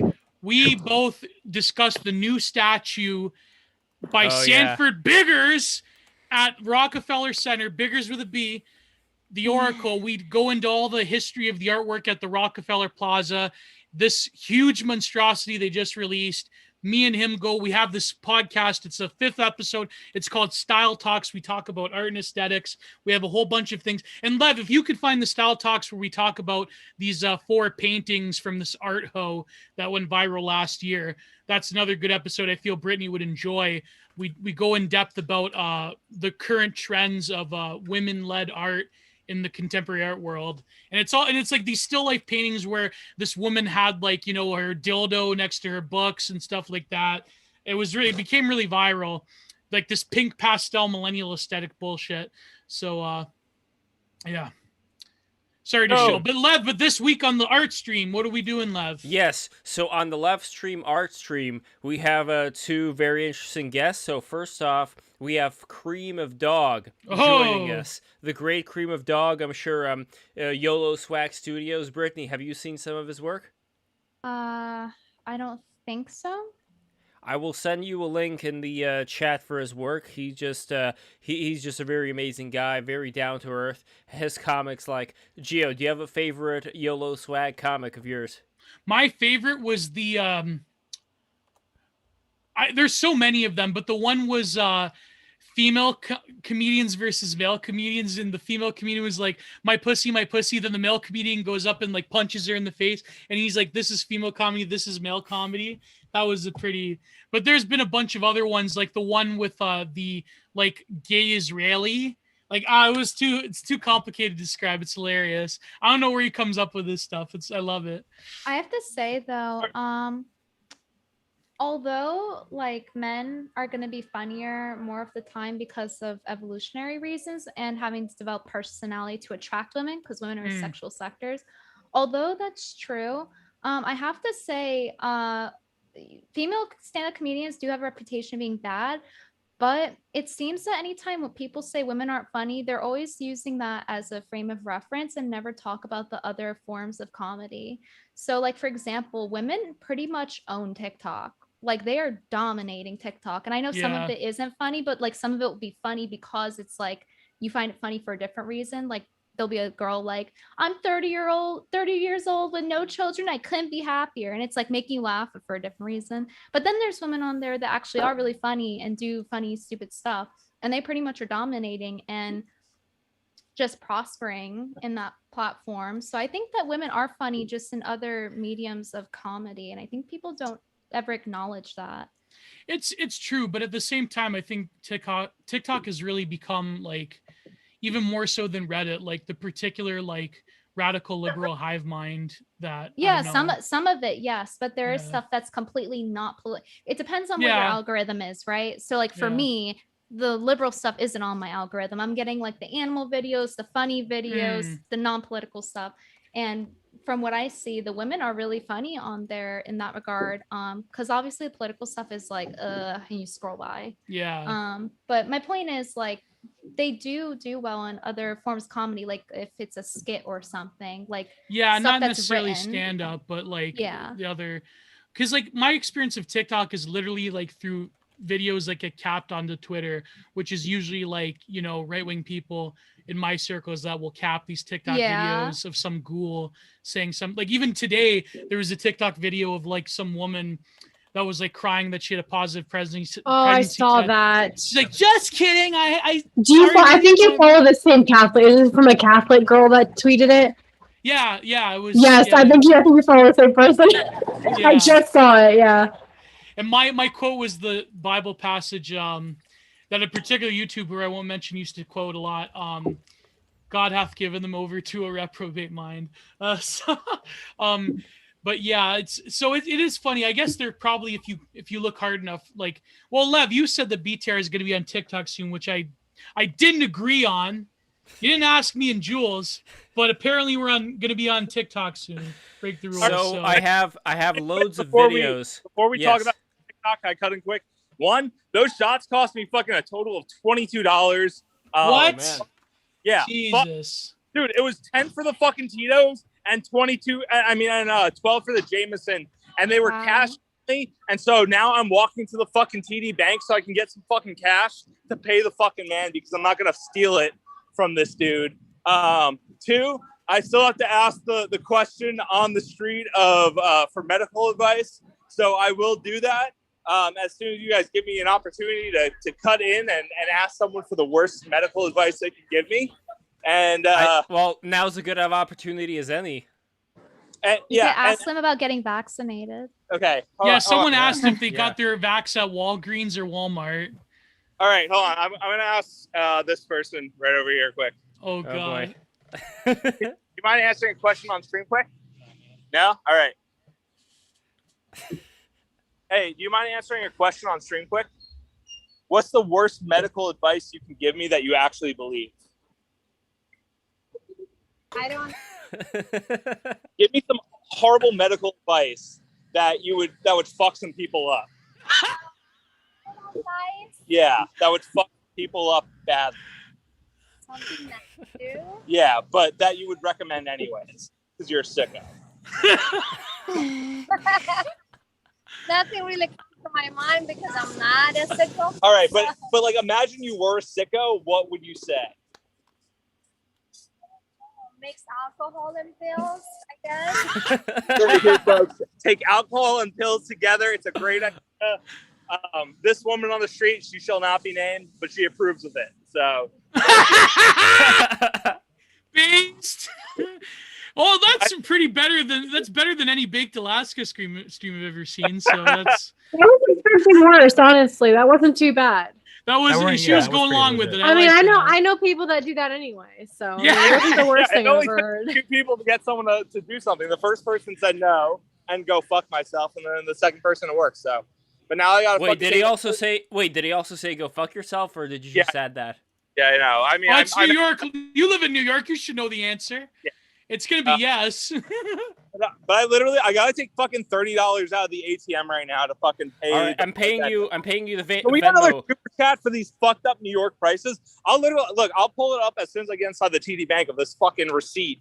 Like, I'm not fucking with you guys. I literally just had to pay I'm gonna be paying $22 for this fucking bar tab. Hold on, wait.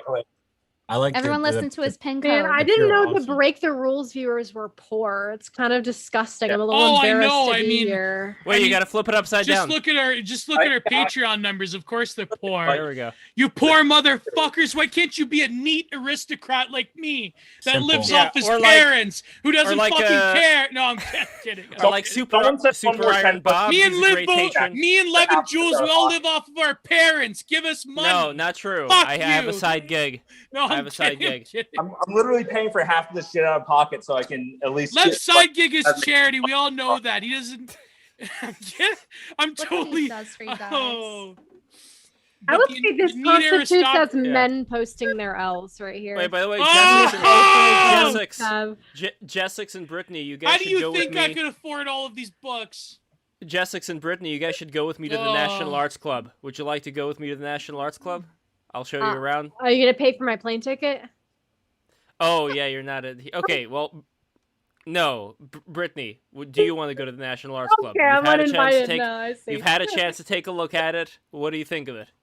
It's creepy as fuck. No, I'm kidding. Yeah. Cash money. I think Back and pay the bartender the fucking horrible prices of New York City bars.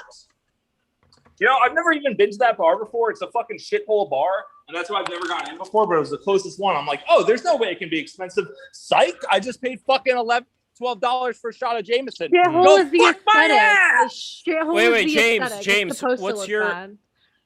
Yeah, look, the furniture, Jessix, I understand it's like old lady style. The person who chose the furniture is not around anymore. Okay? That's used how to be the old president. it is. Lev, I'll post my Venmo for you in the chat.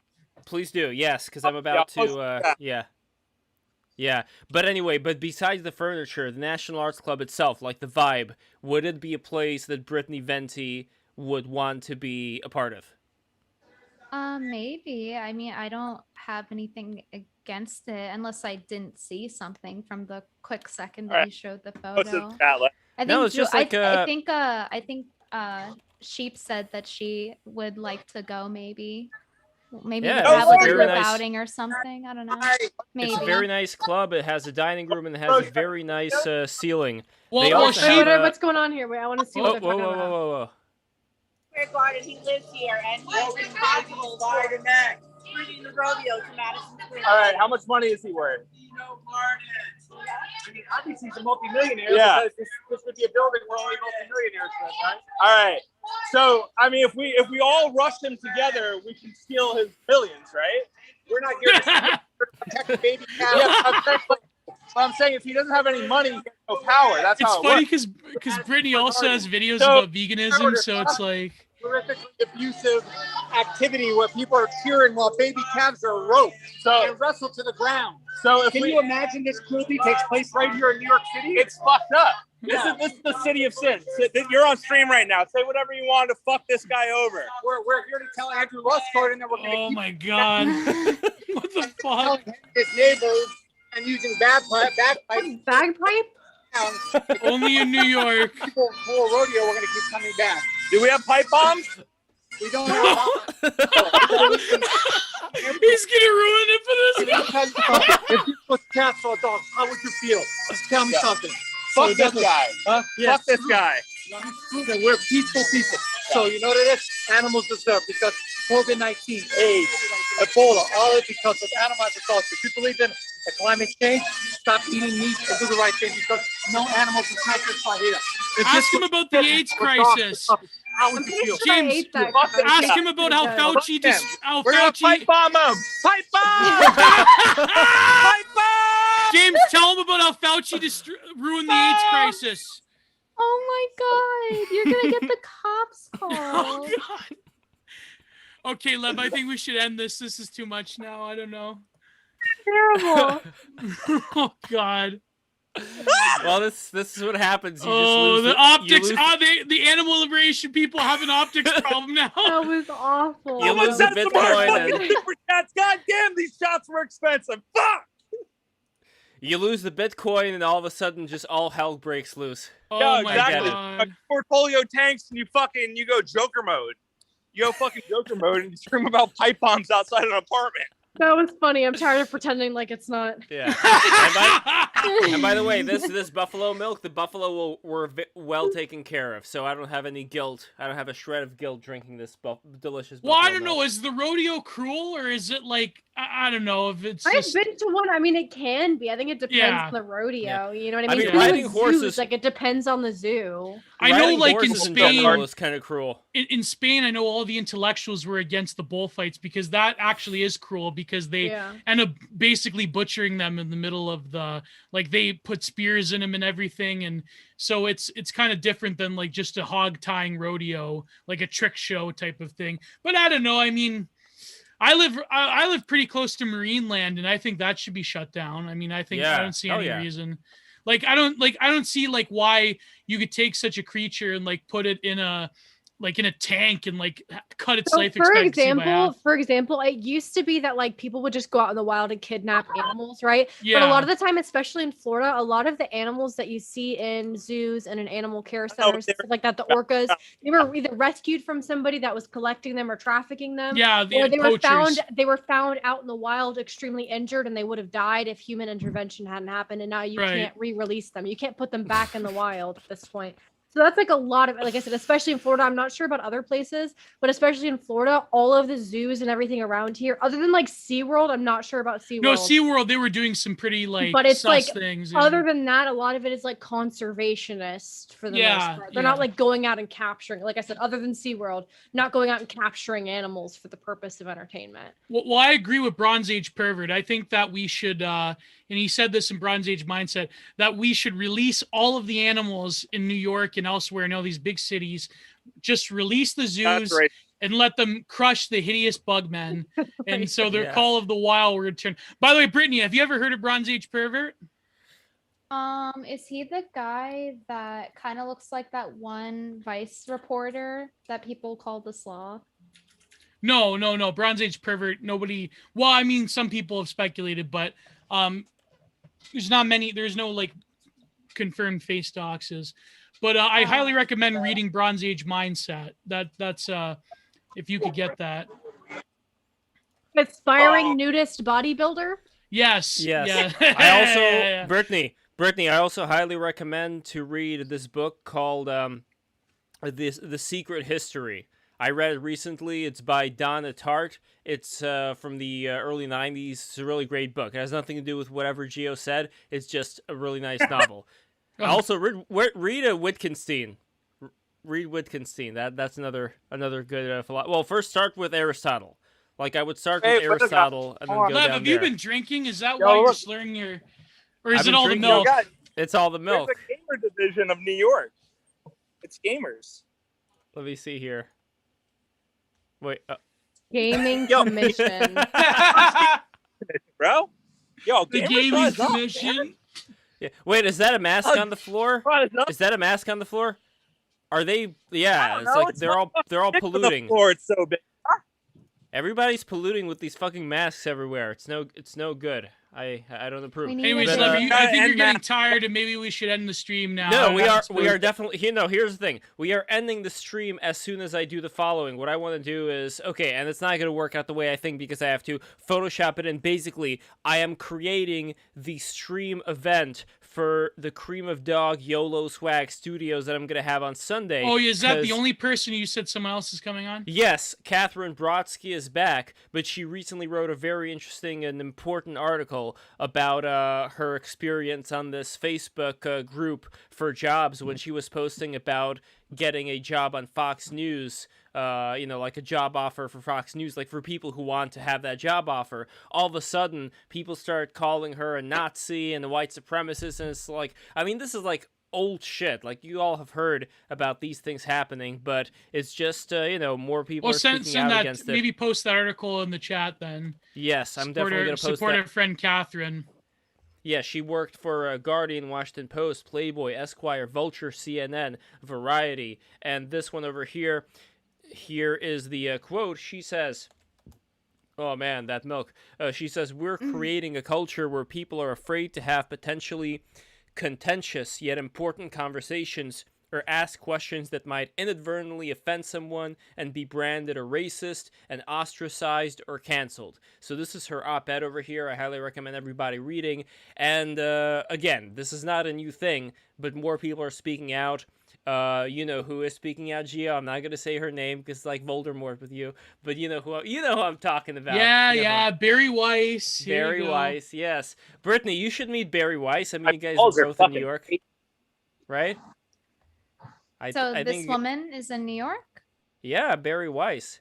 She's very New York. She is the archetype of New York journalism. Yeah. And by the way, one other thing I forgot to mention, I know Sheepdoggy likes drawing. They have drawing classes in the National Arts Club as well. Yeah, how like come we didn't invite Julia to an art stream yet? That's All right. I'm He reapproaching did. the bar to pay for my fucking shots that were way too much. Oh yeah, I'm doing that. Here, hold on. I can't do everything at once. So Yeah. number one, Yellow Swag Studio stream. I'm just making a quick ass thumbnail over here. While I'm making that thumbnail, Gio, can you please promote our Patreon? Please promote the Patreon right now. This is the first time doing it. So on patreon.com, you can, at $5, you will get secret access to our super secret Discord group. And you have, I here's James with his steal from mind. a bar. No way. I'll steal from fucking Target. I'll steal from Whole Foods. I won't steal from the fucking local bar. That's fucked up. That's good, James. That's true. Right. Okay, you Anyways, patreon.com/break the rules. $5, you will get access to our Discord and, of course, our loving support and shout out. At the $20 level, you will get a magnet from Lev's father, Alexander Polyakov. He does these wooden magnets. One of them is featured. Legit. And this also will repeat every year, so you'll get a magnet a year. So this is definitely legit. Our good friend on Twitter, definitely legit. He's got a Lassie dog as his avatar. At $30, you will get one of my woodblock prints from the That Feel When No GF series. One of 5. I will give you one of the 5. I'll make it a good one. Then at the $50 level, you will get all of the above, plus you get a pic of a poster from one of Lev's father's banner images. You will get another painting from me, including my woodblock print, a Bob Ross style painting from me. You will also get a custom magnet that Lev's father will make. And at $50, you will finally get a Warhammer 40K figurine that Jules Hamilton paints himself. So you will get all that for $50. You'll get 2 prints plus a painting from me, a print from Lev, and a custom magnet plus the definitely legit magnet. And you will also get Jules' painted Warhammer 40K figure. All of that for $50 tier, but at $30 you'll get my print, $20 you'll get a magnet. So there you go. Yeah, you'll get me go do a shot at a fucking bar, pay way too much money, and then create a question of your choice. We got a super chat. We got a super chat again from Walter Deadman. $24.99. Nice. And he says, for the shots at the crappy place. There you go. I gave him fucking 26 in total. Fuck that. I'm literally never going back. Now we're winding down. But well, Brittany, here's the link. Here's the link that I link. created. I just want to say real quick, this is the crappy thumb. I just pasted the image of him. I'm going to do another one. So every Sunday on Love's channel, on Love's personal channel, not Break the Rules, we do an art stream where Love, he does these NFTs because he originally was an animator. He was involved with Newgrounds very heavily. So he does these NFTs, and I, of course, do physical art. Last week, I did a sketch of her friend, Afina Hyatt. Yeah, this week I'll probably do a woodblock print or something. So that is on Sunday, and so that is and then of course I don't know what we're having next week on Break the Rules, but I will tell you who we're having next week. So next week we have very interesting guests. We have Tom Sauer, Tom Sauer, on the stream about addiction with Uber Boyo. Uber Boyo is joining us once again, and Tom Sauer, what he does is he provides mental health and addiction treatment for America's veterans. He is a former Navy bomb squad, Naval Academy 2006. Just so like the Hurt Locker. Yeah, just like the Hurt Locker. So there we go. That is who we're having. And then we're going to have another Argue My Position. This is going to be Democrats versus Republicans. Where we're going to have hold on, Gio. You don't even know what this is. Jessica DeLoach joining us once again, and she's going to strategize for the Republicans. And now I have to find a Republican to strategize for the Democrats. I think it's going to be very easy to do so. I send Gavin Wax a message. I'm going to see whoever else is able to do it. It's not going to be hard to find a Republican. Controlled opposition, the debate. I like it. Controlled opposition, the reverse debate. Controlled opposition. Yeah. Yes. So now, Brittany Venti, is there anything you would like to promote before we go? And I will reach out to everybody else as well. But Brittany, I'm going to show your Twitter over here. I don't know who's not following you on Twitter. Oh, you're back on Twitter. Based. Yeah. Yeah. And if Brittany could give us a follow in the chat, that would be. No, I'm kidding. I'm not gonna beg. I'm not gonna beg. I'm almost at 10K, by the way. I know that's Get nothing. on your knees and beg. Base check. I know that's nothing compared to James or Brittany's number, but I'm pretty proud. It took me years to grind to 10K. It's actually wild, the fucking numbers that I've been fucking hitting in the last fucking like couple months. Well, it's because you're a low F-bomb in there, effort maybe? I don't poster, think James. That's literally how it works. The less effort you put into your poster, This the is more actually really true. So- I got I can't followers. and I fucking stopped believe thinking. this. I put so much effort into my tweets, and look what I get. It's been 6 fucking years. Yeah, sorry. It's Dude, I just me quote being- people it's and me call being them a bitter. retard without calling them a retard, and I get followers. It's great. That's how it works. Oh, and by the way, Very speaking true. of getting followers for James, MK Ultra Money, That's Patreon. right. Become That's a right. patron of this great man over here, and you are going to help fuel his drinking habits by doing so, but it'll be well worth it. I literally paid money out of pocket tonight for the stream because I love Lev and Jules and Oh. Theo and BTR. The least you can do is check out the podcast, subscribe to the Patreon, $5 a month, quality content. Jules is on it all the That time. last podcast was hilarious, by the way, with yours truly and Beard. Yep, Verse is Beardson. on it. You know, Verse is going to be on it a lot. Let's Jules go. is on it a lot. Other friends of the pod. We'll have Jess on eventually. Arsene, who was on Break the Rules before. Plenty of other people. Maybe Brittany Venti if I didn't scare her off tonight. You know, Gio eventually. Lev once he gets Yeah, out. sure. I'll come on. So Wait, so you only allow people not by telecall, but like they have to be physically there? no, I've done it online a lot. Actually, Yeah, we did it online multiple times. I do it because there's too many good guests. But you, Lev, you live in the city, so I'll never have you on online. Gotta go I was there. IRL. We got drunk and I did it. And I was there on the pod too. It was absolute garbage. I didn't. By the I way, have no idea what I Walter was saying. Deadman, thank you so much for the subscription. And thank you so much for the super chats. This is really good milk, by the way. Buffalo milk from Miller's Bio Farm. Anyway, guys, look at that little fluffer. They're What gonna is have to that thing? sponsor us eventually if you keep mentioning their name. That'll be That's the something. plan. That's the plan, man. No, millersbiofarm.com. It's a great farm. It's a great milk farm. That is such a weird noise. I like it. I like it too. All right, guys, listen. Who do I? Okay, Verse Laloon. Thank you so much for coming in, brother. Here is your Twitter account. Oh, and also yeah. Versions version podcast. 4, Go on the of Versions course, podcast. Yes, I have a new Version computer now, 4 so we're gonna podcast. pull more content out. My computer was Nice. so trash I couldn't make anything anymore.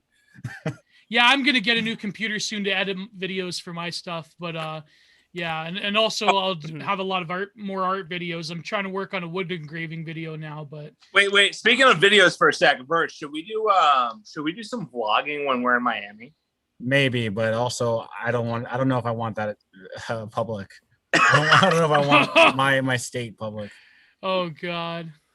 I'm like considering it. I was watching some Maximofo vlogs today, and I'm like, yo, it would be kind of lit if we did some Miami vlogging. Me and Brittany did a Miami vlog at the Seaquarium. Aquarium. I saw that. I actually. Well, I didn't know you yet. Actually, that's why. So I didn't- Wait, I heard that. Was that Brittany again? Yeah. No, I didn't. I didn't know Brittany- Jess. that Brittany was- and Eggy, they that got wasn't something in me. common here. I Oh, would it wasn't you. never- I would That wasn't Brittany. I saw it. It was James again. Mhm. What was me? Nothing. All right, fuck you. All right. All right, Guys, so we're this coming has at the been a end. blast. Hold on, Jessix. I got to promote Jessix. Wait, I have So to promote myself. Yeah, let me. Do Yeah, that. I let Brittany wanted- finish promoting herself. Yeah, I let me wanted do to that ask you, earlier. Brittany, do you have any more recent stuff that's in the works in terms of your YouTube channel or just general streaming? Do you have any more topical videos coming up? Yes, I have things that are planned. So first of all, obviously I have my main channel, Brittany Venti, and I have to start streaming again soon, but I also have my podcast on there, which is Internet Girl, where I have people. It's similar to here. You know, you have people on and you talk about whatever. And then I have my second channel, which is Ladies Restroom, which is where I do more girly stuff, but Uh-oh. Oh. Uh-oh. Oh fuck. Oh, Someone gang stalked her too hard. Oh no, did she get kicked off? She got gang no. I mean, I didn't do Probably anything. her I know it's it's probably No, her I think computer. her camera went out, so I think that Is her- there no wait? maybe No, her- she's my feeling disconnected is too. that, Yeah, it's Yeah, probably my her fe- computer. Yeah, But my okay, so feeling she is has that her the second bathroom. channel now called Ladies Restroom, where she's doing more girly stuff. Like she does, Yes. she did a vlog the other day ice skating. She does fashion stuff. She did like a purse haul, fashion hauls, that kind of stuff on Ladies Restroom. Oh my god, she's doing fashion hauls now. Yes, it's so good. I love it because she always buys Aw. the cutest stuff. So I'm really excited for more content there. Because I've been telling her for a while to do more like women, like because she's been like cultivating more of a female audience recently, Yeah. especially. So it's really good to have like a female oriented like channel where she's doing more fashion stuff. So yeah, so she's doing that, and then yeah, the Internet Girl should be coming back at some point. I don't know. I'm not her manager. and I love this. so. I love this drawing of you, Jessix, like the one where you're just like sitting down in that In the chair, yes, that's done Yeah. by Hee Silly, the artist. So she's It's- awesome, and she drew that like as a joke because there's a picture of me that she copied that I looked like that. I had somebody was like, "Oh, I don't think your pants are high enough," so I pulled like my pants all the way up. Yeah. And then I Where was have sitting in heard the that chair name, like Hee this. Silly. Where have I heard that name? She does art. She's been around. She's done art for like I don't want to like say I don't know how much she's like putting herself out there right now, so I don't want to say what she does, but. I mean, doing art. She had a Patreon, Hee Silly on Patreon. You could just like look her up. Hmm. But she's think I've not heard like, of I don't her. know, super active and stuff. Yeah. So, lastly, I just want to say that for the weeks ahead, we are going to have, as I said before, the left stream with Cream of Dog, Tom Sauer, and Uber Boyo coming on June 1, Tuesday. Thursday is the Argue My Position. Then we're going to have, finally, Black.com pilled. Yeah. Your friend Black. Yeah, please be there Let's for that go! one. It's the arcade! That is Tuesday, June 8th of the Fed Post.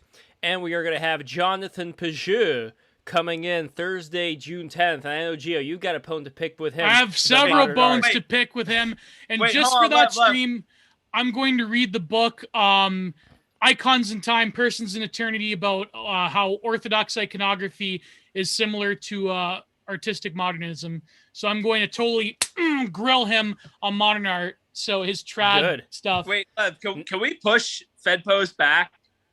Because like Back. I want to be on that episode too. Yeah. The 8th is my last night in Florida.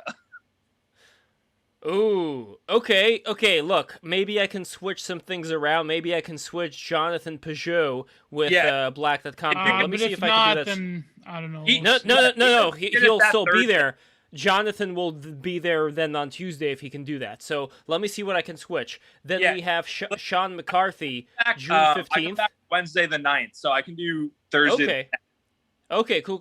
Okay, so then I will see about switching those. Sean McCarthy, Tuesday, June 15th. Then we have Bog Beef, Tuesday, June 22. Then we have over here Tara, I can't pronounce, she's Polish, I can't pronounce her last name, but I'm going to do my best. Zepansky. Tara Zepansky. She also does a lot of these videos where she goes around New York and photographs and videotapes, live streams, crazy people. And next, we are going to have Tuesday. This is a big one. Tuesday, June 29th. Styx, Hex, and Hammer 666. Oh God, Squinty. Oh Yes! We're doing it! We're Can't doing believe it. We it. got Styx. And let's see. Then we're going to have Uncle Doomer July 8th. Oh! Yeah, there we go. Wow, Then we're finally, going to have... Levin's fucking getting people that I like back on again. Who is Uncle Doomer? I haven't been coming on lately because like there's been like nothing like that like is suited for me, and now you're stacking them up again. Let's fucking go. Let's Can I fucking promote go. one more thing? Absolutely. I want to promote my Etsy shop, shopjustix.com. I make handmade rosaries. So this one here is Madagascar rose quartz with Swarovski crystals. I make them all by hand, and I do the little things like, so they're really sparkly and pretty. And That is nice. yeah, this one is, Look, yeah. I'll tell you 200 guys each. right now, I bought one of those for my grandma for Mother's Day, and it was fucking beautiful. And then I I also got make jewelry mine too. So here's some $50. earrings that I Nice. made. Jessix, will you accept a painting of mine for that for a rosary? If I That's send how you a good the painting? painting is. This takes 3 to 4 hours for one rosary. So Depends on the painting. If I one session Gio I've can done paint- like 3. Nah, it depends how We complicated. can do like the a composition is. 3-hour. We could do a 3-hour left stream, and Gio can paint during that stream, and that's how you'll know. Or a that woodblock is how print. long That's the- probably or easier. what- I could yeah, give you one of woodblock print. yeah. That Alright, takes guys. me Well, that takes me several work something different out. hours. We to could work make. something out. All right. Yeah. You can DM me. We could do a custom deal. Yeah. But yeah. So I have Sure, rosaries I love commissions. I love shopjustice.com commissions. is all my rosaries and jewelry. And I'm planning on making more jewelry like my necklace here. I'm planning on making some rosary necklaces and bracelets and other stuff. So yeah. Nice. Quality And shit. And also, I have to work on my own seller's site. But did you put the Jessica's Etsy in the chat, love? Did you do that? Yes. It's shopjustice.com. Yeah, I have Here a it custom is. domain for it. Yeah. I was thinking of Etsy, but then they take a cut and then they unlist it, and I don't know. It's not Maybe too bad. one It's day. they make it easy because I have like a label printer and I can just print all the labels there, and the Yeah, me fees too. aren't that Yeah. bad. They're not too terrible. Like it's Mm. easier than having to like deal with my own shipping. Yeah. And, it's like so much easier. Just put it on Etsy and then they kind of handle Yeah. most Yeah, of you the don't issues. you don't need to handle that much shipping with because Yeah. they're small. You can Well, just what put it I in. have- payment I- processor and all that. It's a I pain. have I got accepted into that Google program they have in Canada called Digital Main Street. So it's basically like it uses Square App, but it's basically like a Shopify site. So you have to Okay. factor in shipping into the price, Mhm. which I don't mind because shipping isn't that. But I've been burned a few times. I have to get tracking numbers for some of them. But Mhm. yeah. All right, I drank enough milk. Listen, guys, this is the end of the stream. Thank you guys so much for watching. The left stream this Sunday. This logo just took like 5 seconds to make, so I'm going to make a new one. But YOLO Swag Studios is coming in the live stream. Please go to this link that I just posted in the chat right after this is done. Also, don't forget that we are also all the time live streaming live on twitch.tv and dlive.tv. So be sure to bookmark these or, And above all, follow them. subscribe to our Patreon, but above all, I mean, I don't even have to say everyone's probably done it already. Go and subscribe to Brittany Venti's channels. She's been great. Yes. And please, Julia, if you're still watching, tell her we're very sorry. We had to end the stream. Maybe she had computer problems. Yeah, she DM'd me. She said that her computer pooped out, but just to All shout right. out her YouTube, and I did. So Yeah, and tell her that we're grateful and thankful and that she should come again. And this is more of a casual stream than we usually are accustomed to with like hyper autistic politics or spirituality or somewhat. So yeah. I mean, the hyper autistic politics is just like, it's not as entertaining as me going up to randos on the street and asking them for bad health advice. So. or Well, threatening different. to. It's Well, look, different James, strokes, different folks. Different strokes, yeah. But my goal is to get some more of these foundation people with you, James. I want you to be present when the Oh people God, from no, we're gonna have the Ford Foundation and the we should have a Niskanen stream Center where we and- get Jessica Valenti with with James. So What- women I don't know who that posting is. L's versus Jessica Valenti, that'd be great. I don't even know who that is. Yeah, I've never heard of her in my life. You've never heard look of at this- Jessica Valenti? No, is she a blue check? Because then That I'm sounds like if She is me the- and Brittany I- Venti had a baby. Yeah, I thought that's what you were doing. I thought She's you were the making queen. like a. No. She's the queen of blue checks. She Oh no, is like I literally the, just don't listen to blue checks in any Same. capacity. she's like the archetypal millennial block feminist. all blue Blocked. checks. Yeah, Blocked. she, You already no, she blocked. probably blocked you, verse. Blocked. Yeah. No, I blocked her. It's already over. Yeah, Mm. it's already. But yeah, that'd be. Archetypal I mean, millennial block. but we Though will I actually could have been blocked eventually- already. Just like I got blocked by like pretty much every time I look at like a blue check journalist. Yeah, they who's, probably like a woman. blocked I'm you, already yeah. blocked. I'm already blocked. Oh, But no, but in all seriousness, we'll never get Jessica Valenti because she's too high up. But we probably will get Lev. If you could reach out, I could even do it. I could DM her because I DM her from time to time. Get Mary Harrington and Louise Perry. We're gonna do a radical feminist stream. Mm-hmm. We're gonna be Well, radical. we gotta bring we you know who we gotta bring on Radical for that one. We gotta feminism bring on slash bimbo Nina stream. Paley. We gotta bring on Yes, Nina of Paley for that course, one. of course. The radical Wait, cringe so, stream. wait, so you said her name The is like radical. Wait, Brandy Harrington, that's her name? Mary Harrington. Mary Harrington. Well, you know what? She has to find somebody named Mary Harrington. Mary. Never mind. Okay, listen, Never this mind. is already- It's this all is the over. milk A for love. effort, It's all A the for effort. I Look, respect it. speaking of milk, A we have for somebody. effort. We have somebody named We have somebody named Cow Goddess in the chat, so shout out to Cow Goddess. Is that She Doja? reminded me- Doja, I love you. No, Please. cow. Remind Cow. I me. love cow. I love Look. you, cow. Miller's what does Bio Cow Goddess Farm, say? 523 Doja Queen. Valley Road. She in racial chats Quarryville. showing feet, as Oh, they God. say. She Wait, in the okay. racial chat. No, Listen, cow guys, is this cow is- is a good girl. She's precious. I wonder if I could show feet one time. No, You no, should. it's You a should use the tweet. hot I'm tub. quoting a tweet when they found out that Doja Cat was insane. Oh yeah. Who's that one? I want to get her on.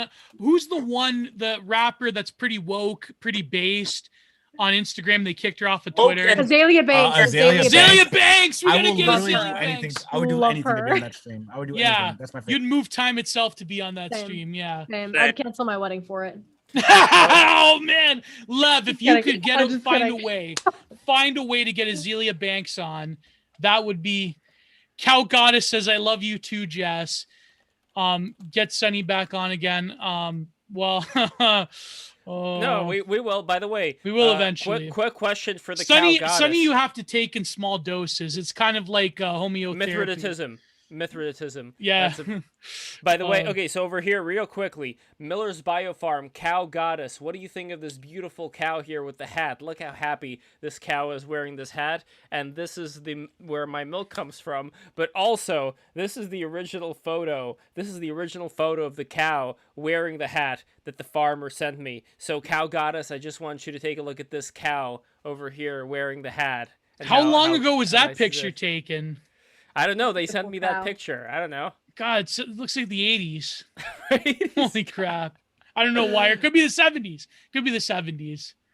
I don't know, but either way, that was the inspiration for doing, the Miller's Biofarm logo. We have to tell them that they got to sponsor Break the Rules now, because you shill for them like literally every single stream, and you haven't gotten any sort of horrid salmonella disease yet. So I guess I'm it good. works. I'm the guinea pig. It works. I don't know. That's how you know. I'm too. I know this is going to be some cringe and blue pill, but I'm kind of too worried. Would believe that it or be- not, I'm too hypochondriac. Yeah, to drink raw don't milk. be. Yeah, raw milk is fine. Like everyone just doesn't want you to buy it because they're. Would that be, by the assholes. way? Yeah, they just would want to that sell be- you the. They want you to be low factory T and farm like milk's they want you to be like facts. pumped with like all these like chemicals and shit they put in the factory milk. Mhm. Yeah, I'm not want you pumped to with be- any. So they The only thing that I'm push propaganda about raw milk being bad, even though like exactly.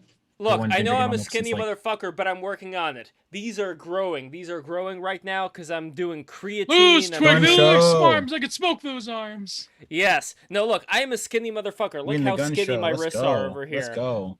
Who So, could probably I'm win in working a on fight? it. Me or Lev? I don't know. Probably. Well, you Lev. could sit on me and. Oh, that'll- shut the fuck! Yeah. I knew that was coming. I could So, probably guys- stand a good chance against you. I don't know about Verse. I mean, he's got the black man strength, so I don't know. I can't do it. I'm brolic. Yeah, I'm verse, you are well versed in the arts. facts. The reason that The the reason I deadly say that arts. is, it's like what was that? think I it was could from- probably. I mean, if I trained, you. I don't know. I don't know. All right, I thought we were gonna end the stream, but Yeah. Yeah, we're ending the stream. I have ending the some- stream. I have some stuff to Subscribe. do, so- Subscribe. I have to go Miller's, eat. You can talk Miller's about it. Biofarm. Miller's Biofarm. Yeah, you just- Lev stream. Lev stream is coming up this week. And Sunday, once again, Lev stream. thank you to Brittany for coming on. This has been a blast. So everyone, as we always say, God bless. Wait, Lev, you're gonna close the stream, or I'm you gonna say say the the stream?